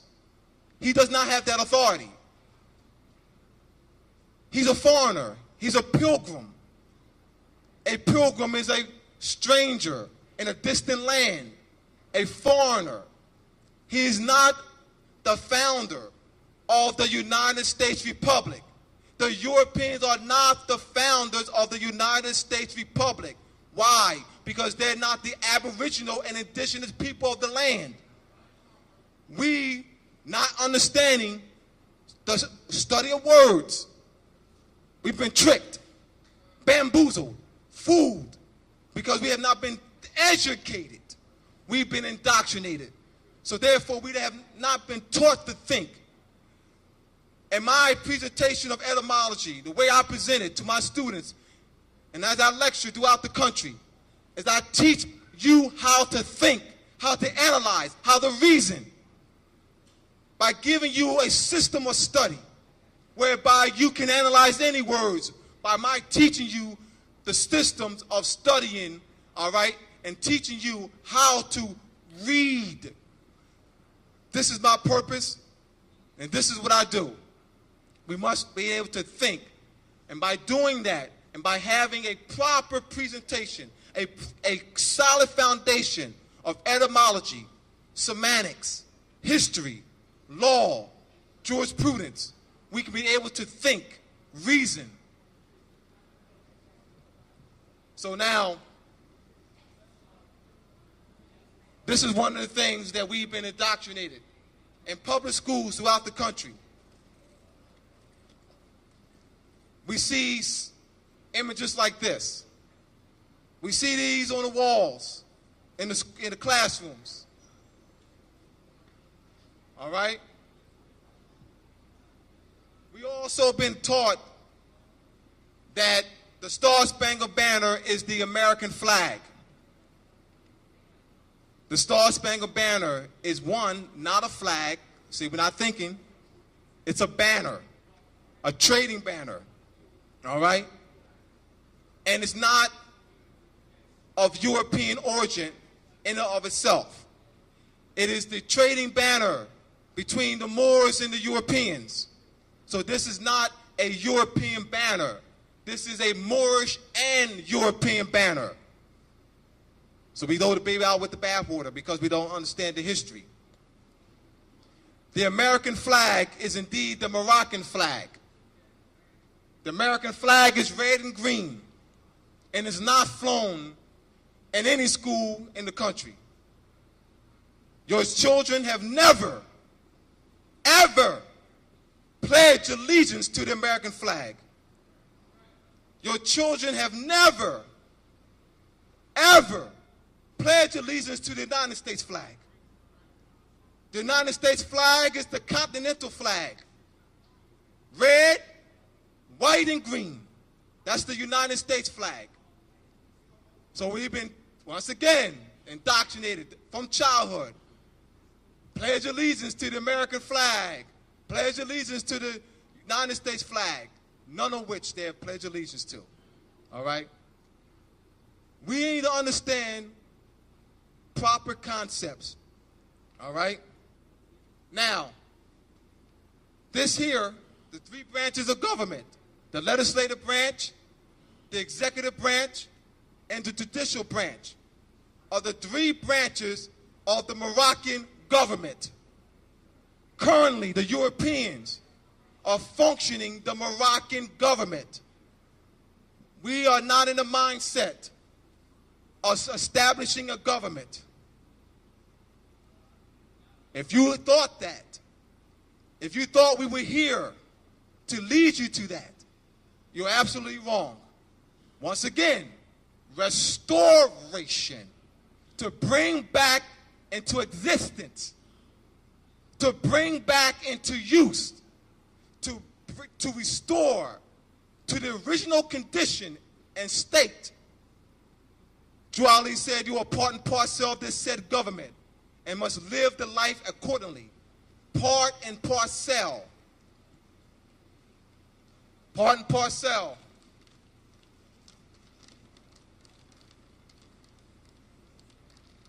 Parcel refers to land.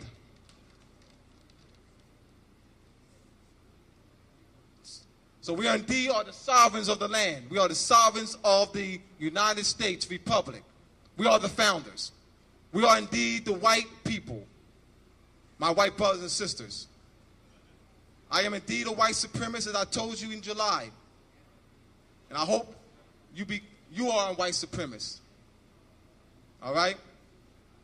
And I say things like that because I want to sort of shock you. All right? Because we have been given negative or distorted connotative meanings, a sense of words and terms, all right? We have been made and indoctrinated to believe that the term white supremacist is evil. So we get scared, or we're uncomfortable, all right?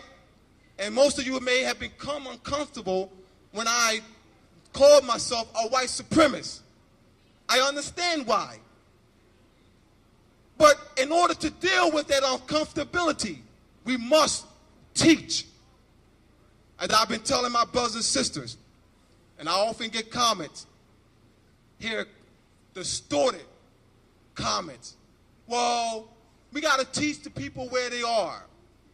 Well, the people think they're Negro, color, black. All right? And I know some nationalized and conscious Moors who have never taught our people that were Moors. They've rationalized, all right, to continue to doxate our people that they're black, Negro, color, because, well, they're not there yet. All right? They're not going to understand me. That's the rationalization I've gotten from nationalized and conscious Moors. And they will condemn unconscious Moors. They ain't ready. You know what I mean? They're not moral enough. You know what I mean? They're this, they're that. All right? I've been hearing that for 15 years.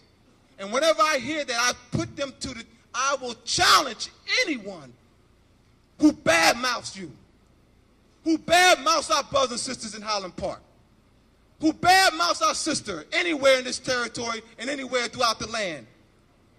Someone was benevolent enough to raise them up, those unconscious and nationalized, self-righteous, arrogant Moors, to raise them up. They have not in turn the favor in raising their other brothers and sisters up, all right? So, whenever you see this, always mentally and instructionally teach our people that we are indeed the founders of the United States Republic. Often there are nationalized and conscious Moors, and notice I say nationalized and conscious Moors, to show the distinction and status. We're the same people, all right? This issue of status, when you have those who have gone through the nationalization process, a political process of having allegiance, honor to the United States Republic. And placed on that declaration is placed publicly and registered in public records. That's the distinction, that's all right? Now, the issue of being part and parcel of this government. Those nationalized, there's some nationalized and conscious Moors who have been dealing with court issues. And the newspaper, they'll often make statements that I am not a United States citizen, I belong to the Moorish nation, you know, and the newspapers have been publishing that Moors belong to a sovereign order separate from the United States Republic. False, false, false. We must be very, very, very clear. And what I'm doing is just expanding on things that Brother Taj said, but I'm going to be more specific because it's very important that we understand this. I do not want you, I desire for you to understand the proper concept, that we are indeed the white people, that we are indeed the founders of the de jure United States Republic. And we don't have an order separate from the United States Republic. We are the founders. What it is that the United States Republic, being a modern political order, evolved out of a more ancient order. Juali asked in the questionnaire, how old is the Moorish flag? It is over 10,000 years old. So there can't be a flag without a government. A flag is the national standard of a government. So our government, the Moroccan government, here on this land is over 10,000 years old, and that Moroccan flag has been flying for over 10,000 years. Now, I'm setting up. In the ancient Arabic order of the nobles of the mystic shrine and the mystic order of the veiled prophets of the enchanted realm. These are Masonic orders.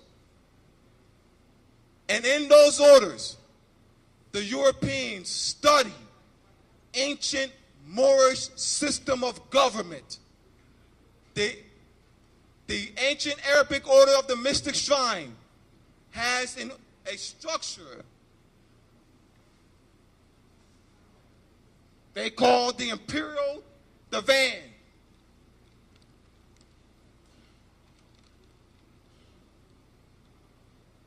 I came to educate you today.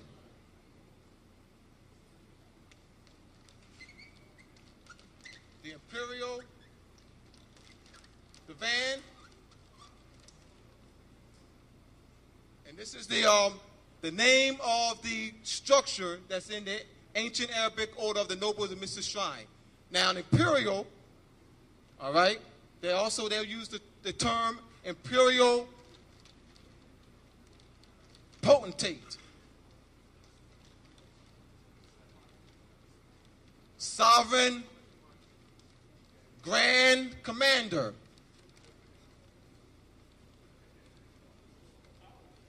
All right? Sovereign Grand Commander. What these refer to is the imperial majesty of the Emperor of Morocco.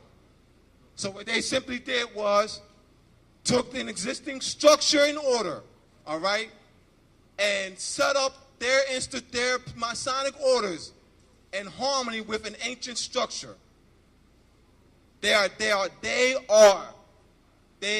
learn our history, our ancient structure of government. They are actually learning to preserve the Moroccan Empire. So they're not the sovereign Grand Commander. This is a political position referring to the imperial majesty that George Washington wrote on December 1st of 1789. He wrote the imperial majesty, the grand potentate, sovereign grand commander, all right, of the Moroccan Empire, apologizing for not keeping up with regular tax payments, tribute payments, and also apologized for not keeping up with regular correspondence, and thanked the emperor, sovereign grand commander, imperial potentate, for recognizing the European colonies and also extending his protection and honoring the Treaty of Peace and Friendship, 1787. So we must understand that we have a pre-existing political order that's over 10,000 years old, and that the modern political order or sister or extension or evolution of this ancient order is the United States Republic. However, the Europeans are not functioning the United States Republic. The Europeans, George Bush and the gang, have usurped, overthrown the United States Republic. They're in violation, and they've been in violation for generations. George Bush has declared that he's an enemy to the United States Republic. Bill Clinton declared that he is an enemy to the United States Republic. Ronald Reagan had declared that he was an enemy to the United States Republic. Nixon, and so forth. How have they declared to the public? They make statements like, in our democracy, and we clap for them. We cheer for them. They have said to you to your face that they're the enemies to this country. So there's a paradox that we're dealing with. We call them the government. They don't act like it. They tell you that they're your enemies because they say that they are pushing democracy. They say that they are sending troops to restore democracy. They say that they're sending troops to Iraq and Iran to make sure that democracy flourish here. They are enemies. This is a republic. Article 4, Section 4 of our beloved Constitution. Constitution for the United States Republic, of which we are the white people, sovereigns and founders, reads that the United States shall guarantee a Republican form of government in all the states in the Union. Why George Bush continues to say democracy. All right? This is a paradox. All right? Because we call them the government. They're in Washington, D.C. They're in Congress, the House of Representatives, the Senate, the Supreme Court, and the executive branch. How do we deal with this paradox? They're using more sovereignty to oppress us. How do we deal with this paradox? Well, one of the processes of dealing with the paradox is to educate you and organize our people by the millions into government structure. Abdullah said, in order to change the people, you must change their literature. Well, we've been changing their literature thereby changing their concept, changing their frame of mind, and thereby will change their course of action and change their destiny. All right? So you are indeed, my brothers and sisters, founders of the United States Republic, which is an evolution, modern political order of the ancient Moroccan government, the Great Seal. All right? Let's look at some pictures here. These are photos taken, help me out, brother.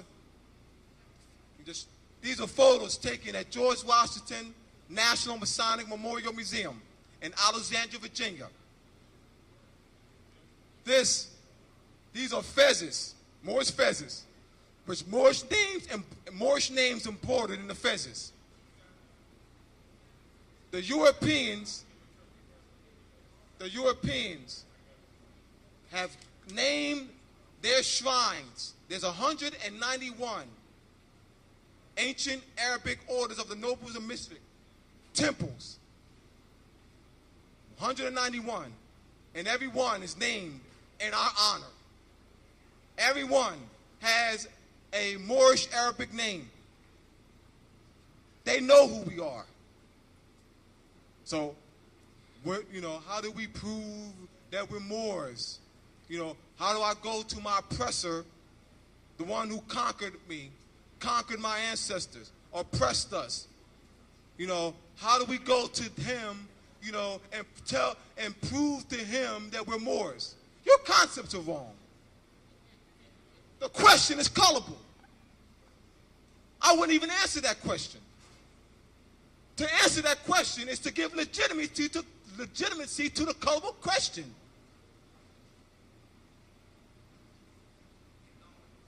He is a foreigner. He's a pilgrim.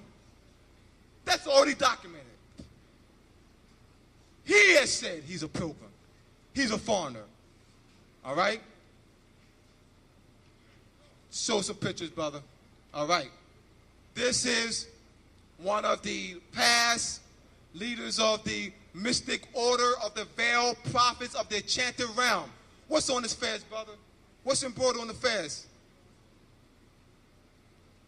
Muslim. Yeah, man, the Europeans, man, they prejudice. Man, they don't like Muslims. Lie. Europeans are Muslims, and they study the scientific meaning of Muslim. They know that it's the anatomical structure of the human body. So if I were to teach you what a Muslim is, I would have to bring out a biology book. Your children are taught what a Muslim is. I pretty much think they study biology on some level. Well, they're studying what a Muslim is. the structure of the human form. Europeans are indeed Muslims too. All right? So we got to clear up these terms. By clearing up these terms, we can change our destiny. It's important to understand definition, because definition is the basis of law. If you're not clear on the definition of a word, you are therefore being led into a negative law jurisdiction. And the dictionaries have been given connotative meanings to put us in and to keep us in a negative law jurisdiction. By not having the foundation or the etymological meaning of a word, we therefore don't have the essence and true concepts of the word. So it's very important. There's Nixon, Ford, and FDR, Franklin Delano Roosevelt, were members of the ancient order of the nobles of the mystic shrine. And in this picture, you have a replica of the Shriners Parade. The Shriners Parade is held in the presiding state of what they call in their structure, organizational structure, the imperial potentate. He's not the imperial potentate. Why? Because he's not a white man. He's not the sovereign. Understand that these are not just names of their order. These are duplications of our ancient order. They're learning to be you. They've traded places with us. They're substitute sovereigns. They're not the real. They're substitutes, white men. They're not white men. They're substitutes. All right? Will the real white men stand up? White man means, man does not mean male. Man does not mean male. Man comes from the word hominidae. Hominidae, human. It's a short for hominidae. So man, stand up. The first man is woman. Woman is the first man. I don't have to say woman. Man, hominidae. All right? So that's another man, woman. Man, woman. That's the trick, because we don't know the original words. All right? So, let's show this picture here, brother. Actually show this one here, these two. Oh, you did those? Well, I want to, so I can explain. Now, this one here is Islam. That's the name of one of the temples in the mystic order of the Veiled Prophets of the Chanted Realm. Then you have Il Bey. Il Bey is another name of one of the temples. All right? So they know who we are. And I'm presenting this to you so that you can stand firm in your declaration of our nationality and birthright. I'm going to also give you some reference points.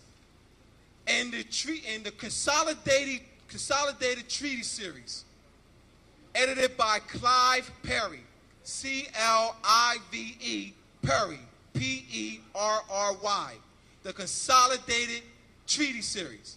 And in those collection of treaties, Clive Perry presents treaties dating back to the 1630s.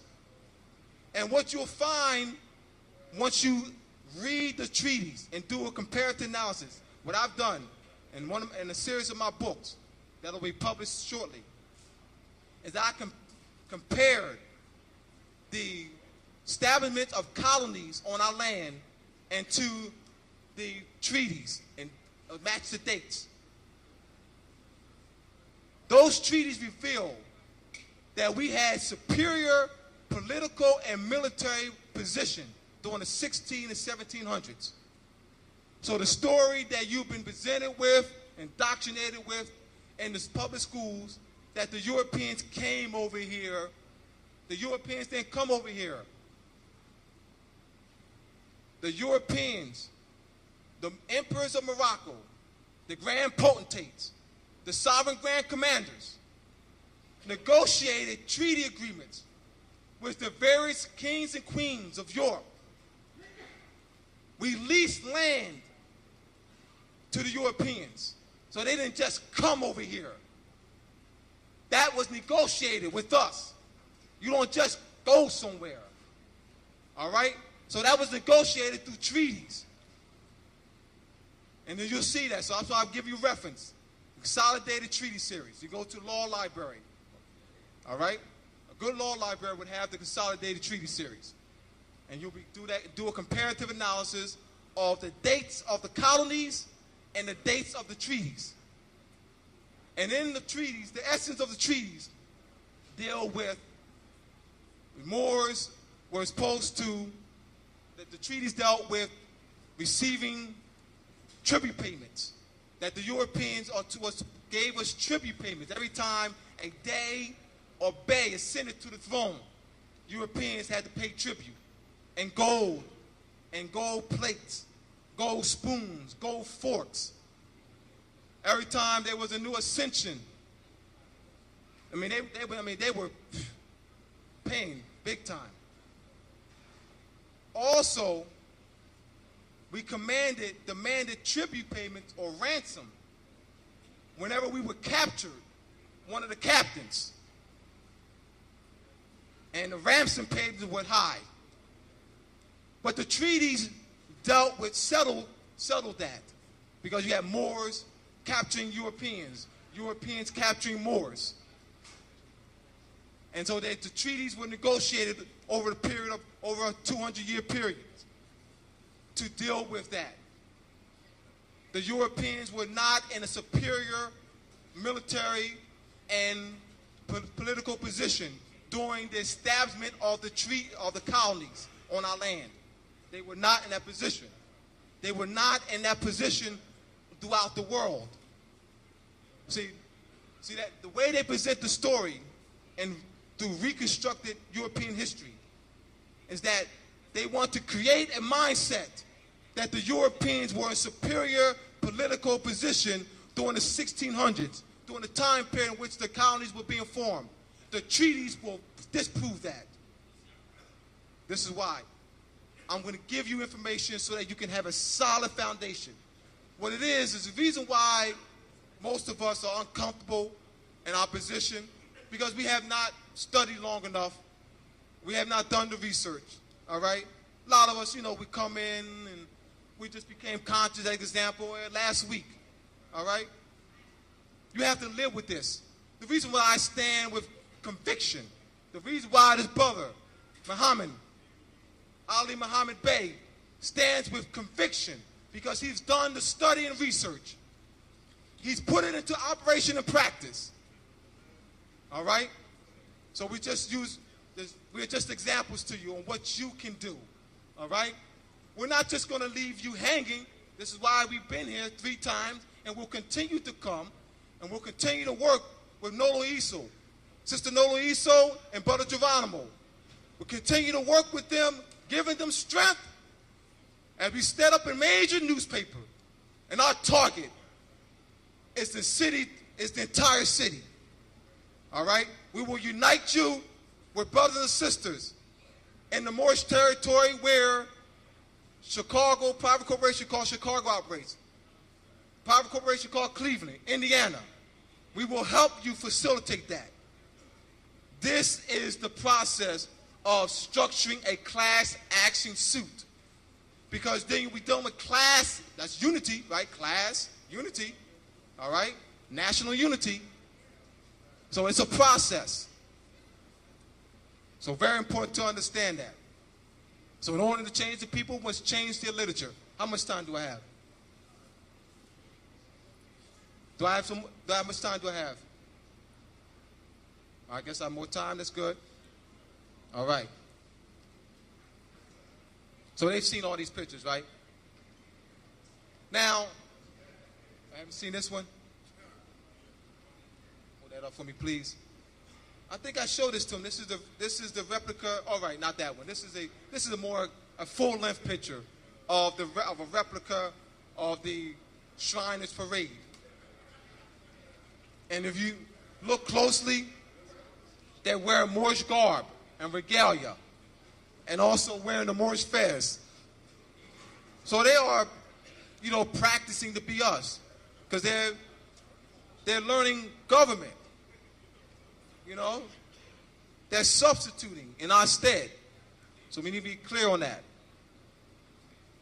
So, once again, the major argument for us is restoration. Now let's look at, I'm going to read. Now there's been who they are not, who got you fooled thinking you're suffering from prejudice when you're suffering from birthright theft.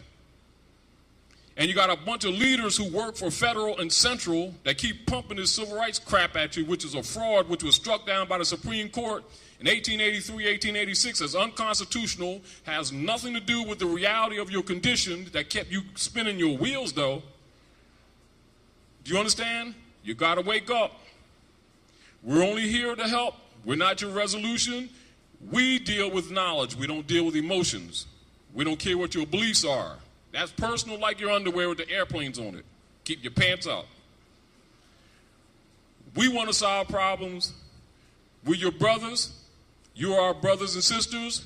We come as equals. Ain't no big I's and no little U's. You are our keepers, and we're your keepers. We got some problems to solve, and the first thing we got to do is rise above emotionalism and rise above opportunism. Now, as far as Great Seal, I know a lot of you have heard of Great Seal. How many people heard of Great Seal? All right, how many of you dealt with Great Seal and are a little bit confused? All right, let me tell you what Great Seal is so you don't get confused. Pull out a dollar bill real quick. It ain't a dollar bill, it's a fiat note, debt.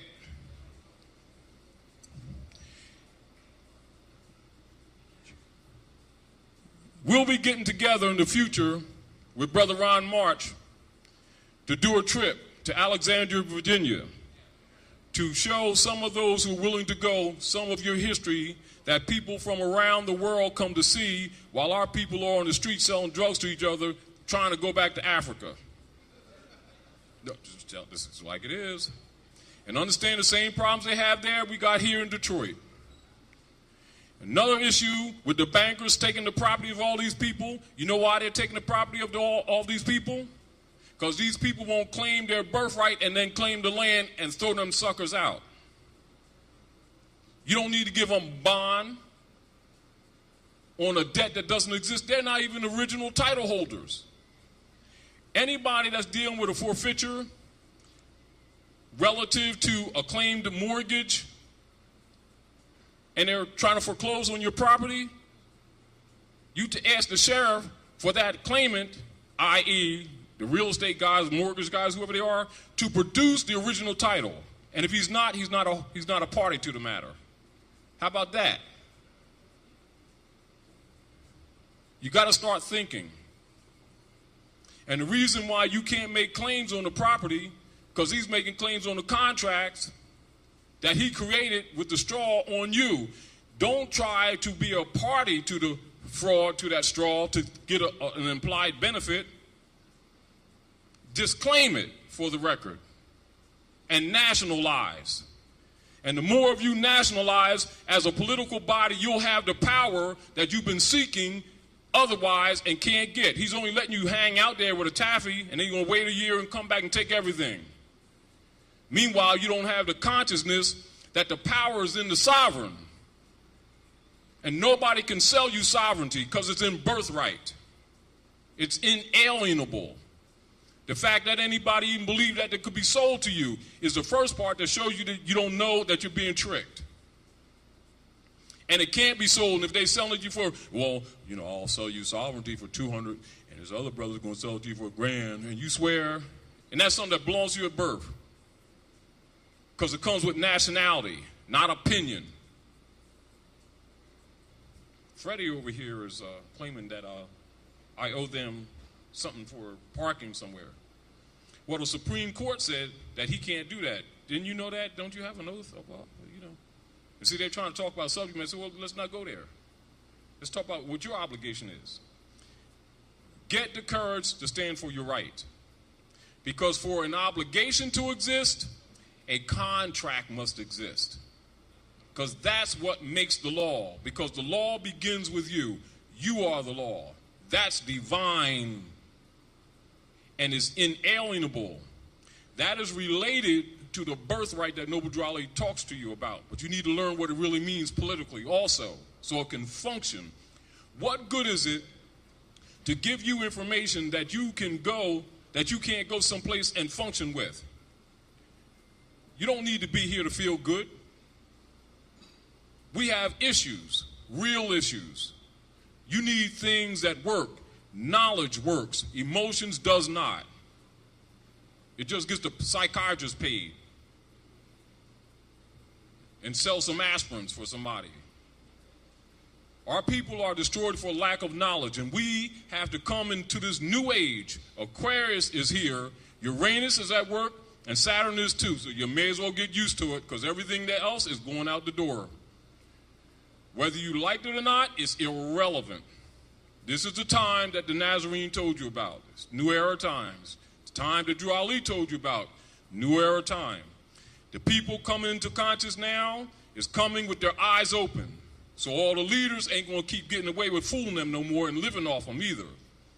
And just like the Nazarene went and turned over the table, the money of the money changers, the table, and he was only 12 years old, guess what? It's being done again, so you can chalk that stuff up.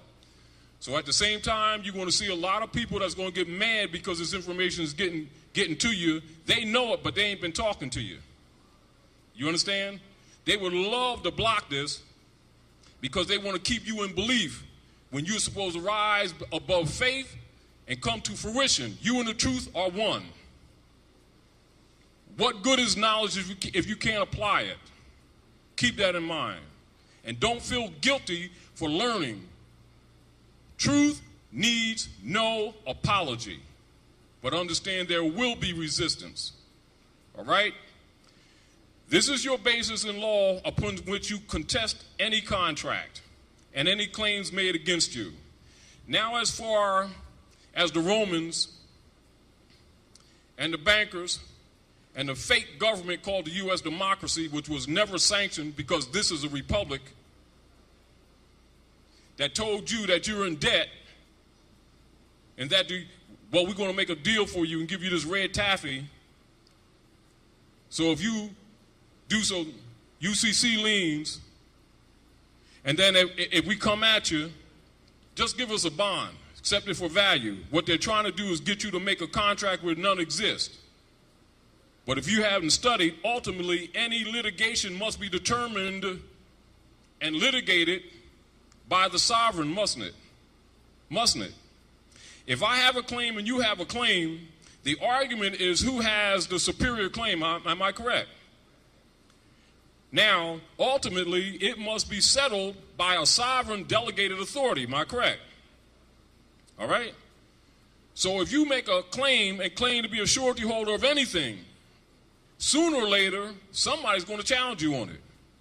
Now, since we're under occupation, and we have foreigner Europeans claiming to be Americans, that's why in any papers dealing with UCCs, they usually put it in the back, which really should be in the front when they say naturalized. And they don't say it because basically Europeans are trying to claim your birthright because you won't do it.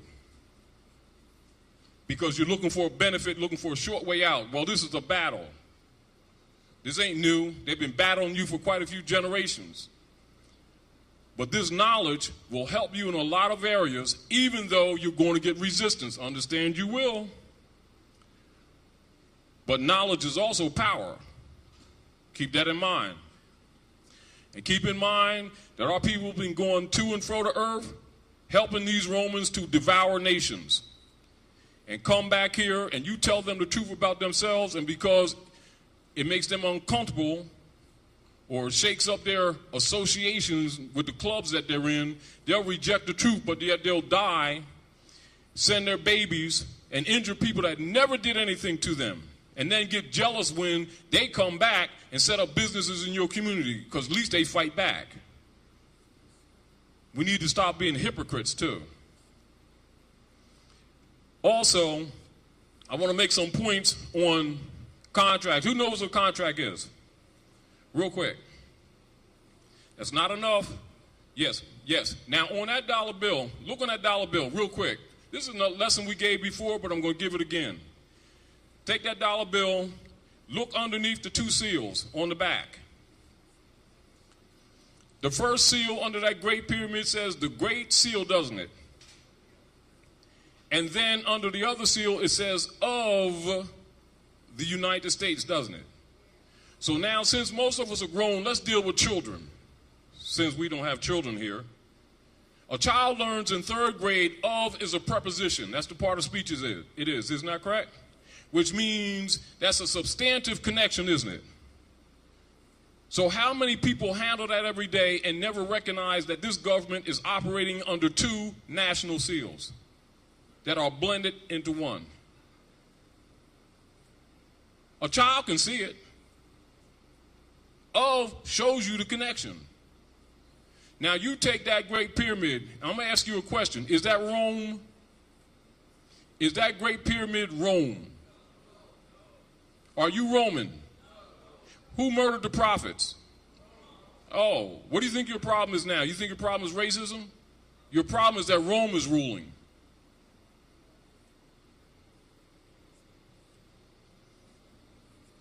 And you've been calling it something else because you've been following leaders who've been working for Rome.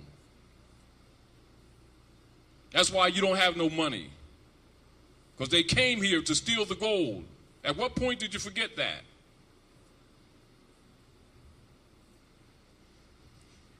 Take that seal, hold it up in front of your face.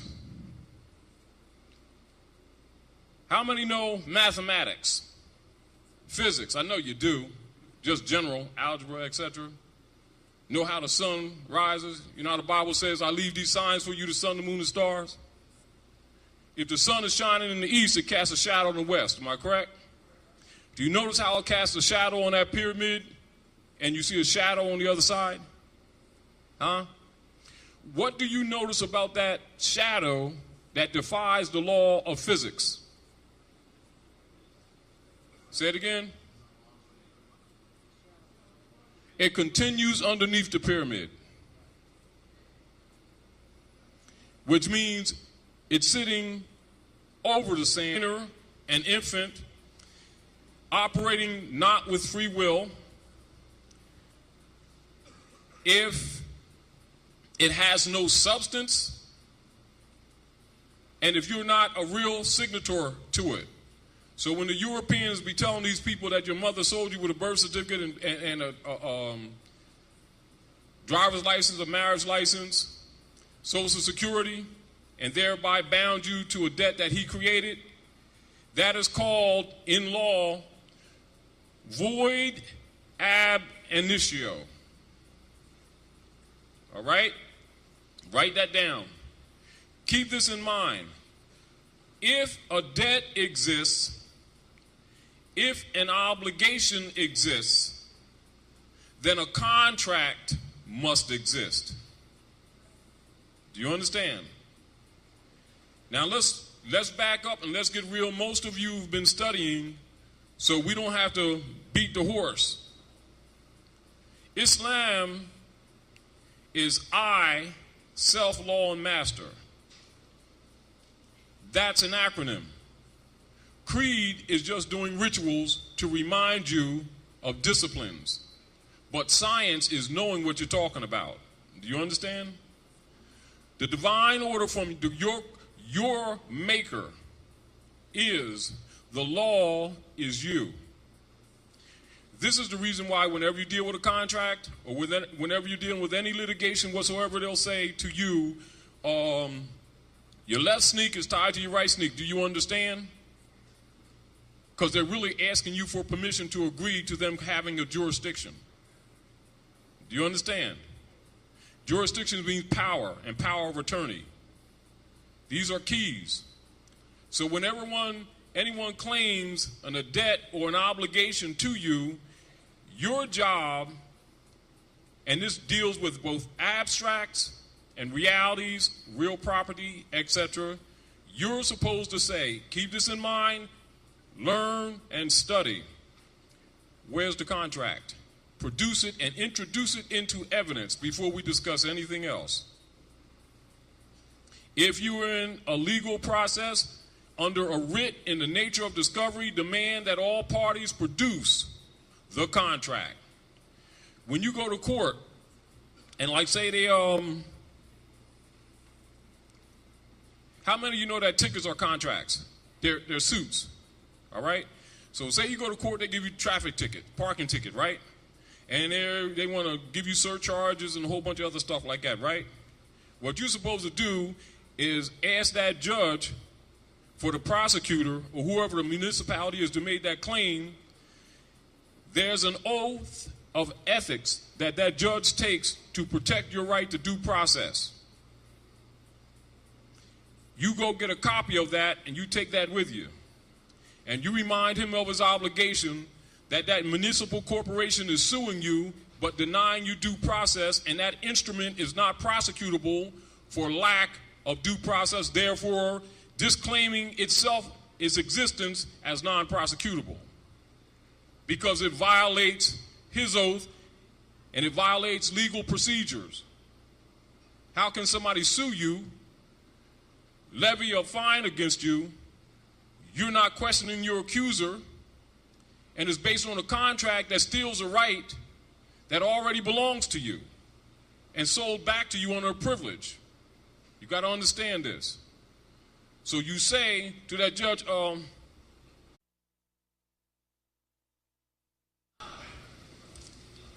welcome to Let's Do It Again. We here with Brother Taj Tarik Bey, Brother Mosey Bey, and Dr. Ali Muhammad Bey. First, we're going to bring up Brother Taj Bey, and we're going to do this expeditiously. And so it's not a lot that I need to say about Brother Taj, because Taj is on the job every day. Wherever he travels, wherever we go, everybody knows Taj Tarik Bey, and they know him because he's doing his job. The Holy Quran says, to teach men to be pure in heart, you yourself must be pure in heart. And I cannot think of a better example than Brother Taj Tarik Bey. Islam? Islamos. I know we had some issues with UCCs, contracts, etc. So we're going to run on some things real quick, and we're going to run some consciousness. It's a good thing that we have Brother Abdullah Mosi Bey here today, and Dr. Muhammad. You're going to get a lot of knowledge and information that you need. Remember this, Noble Ali said, study, study, study. And when you would have studied well, study yourselves. One of the problems that we're having is that a lot of infiltrators came into the movement in the 20s and were suppressing information. They also got rid of Noble Ali's national paper, which was supposed to inform you. So wherever there's a Moorish Science Temple, you're supposed to have a newspaper and you're supposed to have a school to take your children to, but they stole the money. So you must understand what to measure this thing by so that you don't get confused, because you see a lot of confusion. When you go to a temple, your child is supposed to be at a school there, and then there's supposed to be a businessman's league, and you're supposed to learn business, industry, etc., relations with other nations, etc., and those things necessary to make you better citizens of the world, not just here on your land. And I want to say this about the Uniform Commercial Codes. The Roman Catholic Church, the U.S. Democracy Corporations, slaveholders, and the international bankers together adjusted fundamental rules of trade and commerce into the Uniform Commercial Codes to hide a debt that they created. And then trying to say that you owe the debt, and then they want you to make a contract to expunge the alleged debt, which would then therefore have them a present case contract by which to come at you later. So be careful with the UCCs. Study well. Whenever you're studying UCCs, remember this. Ultimately, they'll say to you, oh, yeah, naturalize. But that's for an alien being adopted into a political order and given clothed with the rights and privileges of citizenship. Clothed with it. Nationalization is where the legitimate nation reclaims its own. This is why Noble Drew Ali nationalized you. Now, understand this. Any contract that you may have or that you may have made allegedly or otherwise, whether it's linear, implied, etc., is in its nature void if it's missing the essence of honor, if it's vague in any form, if one of the party members is a minority, a minor,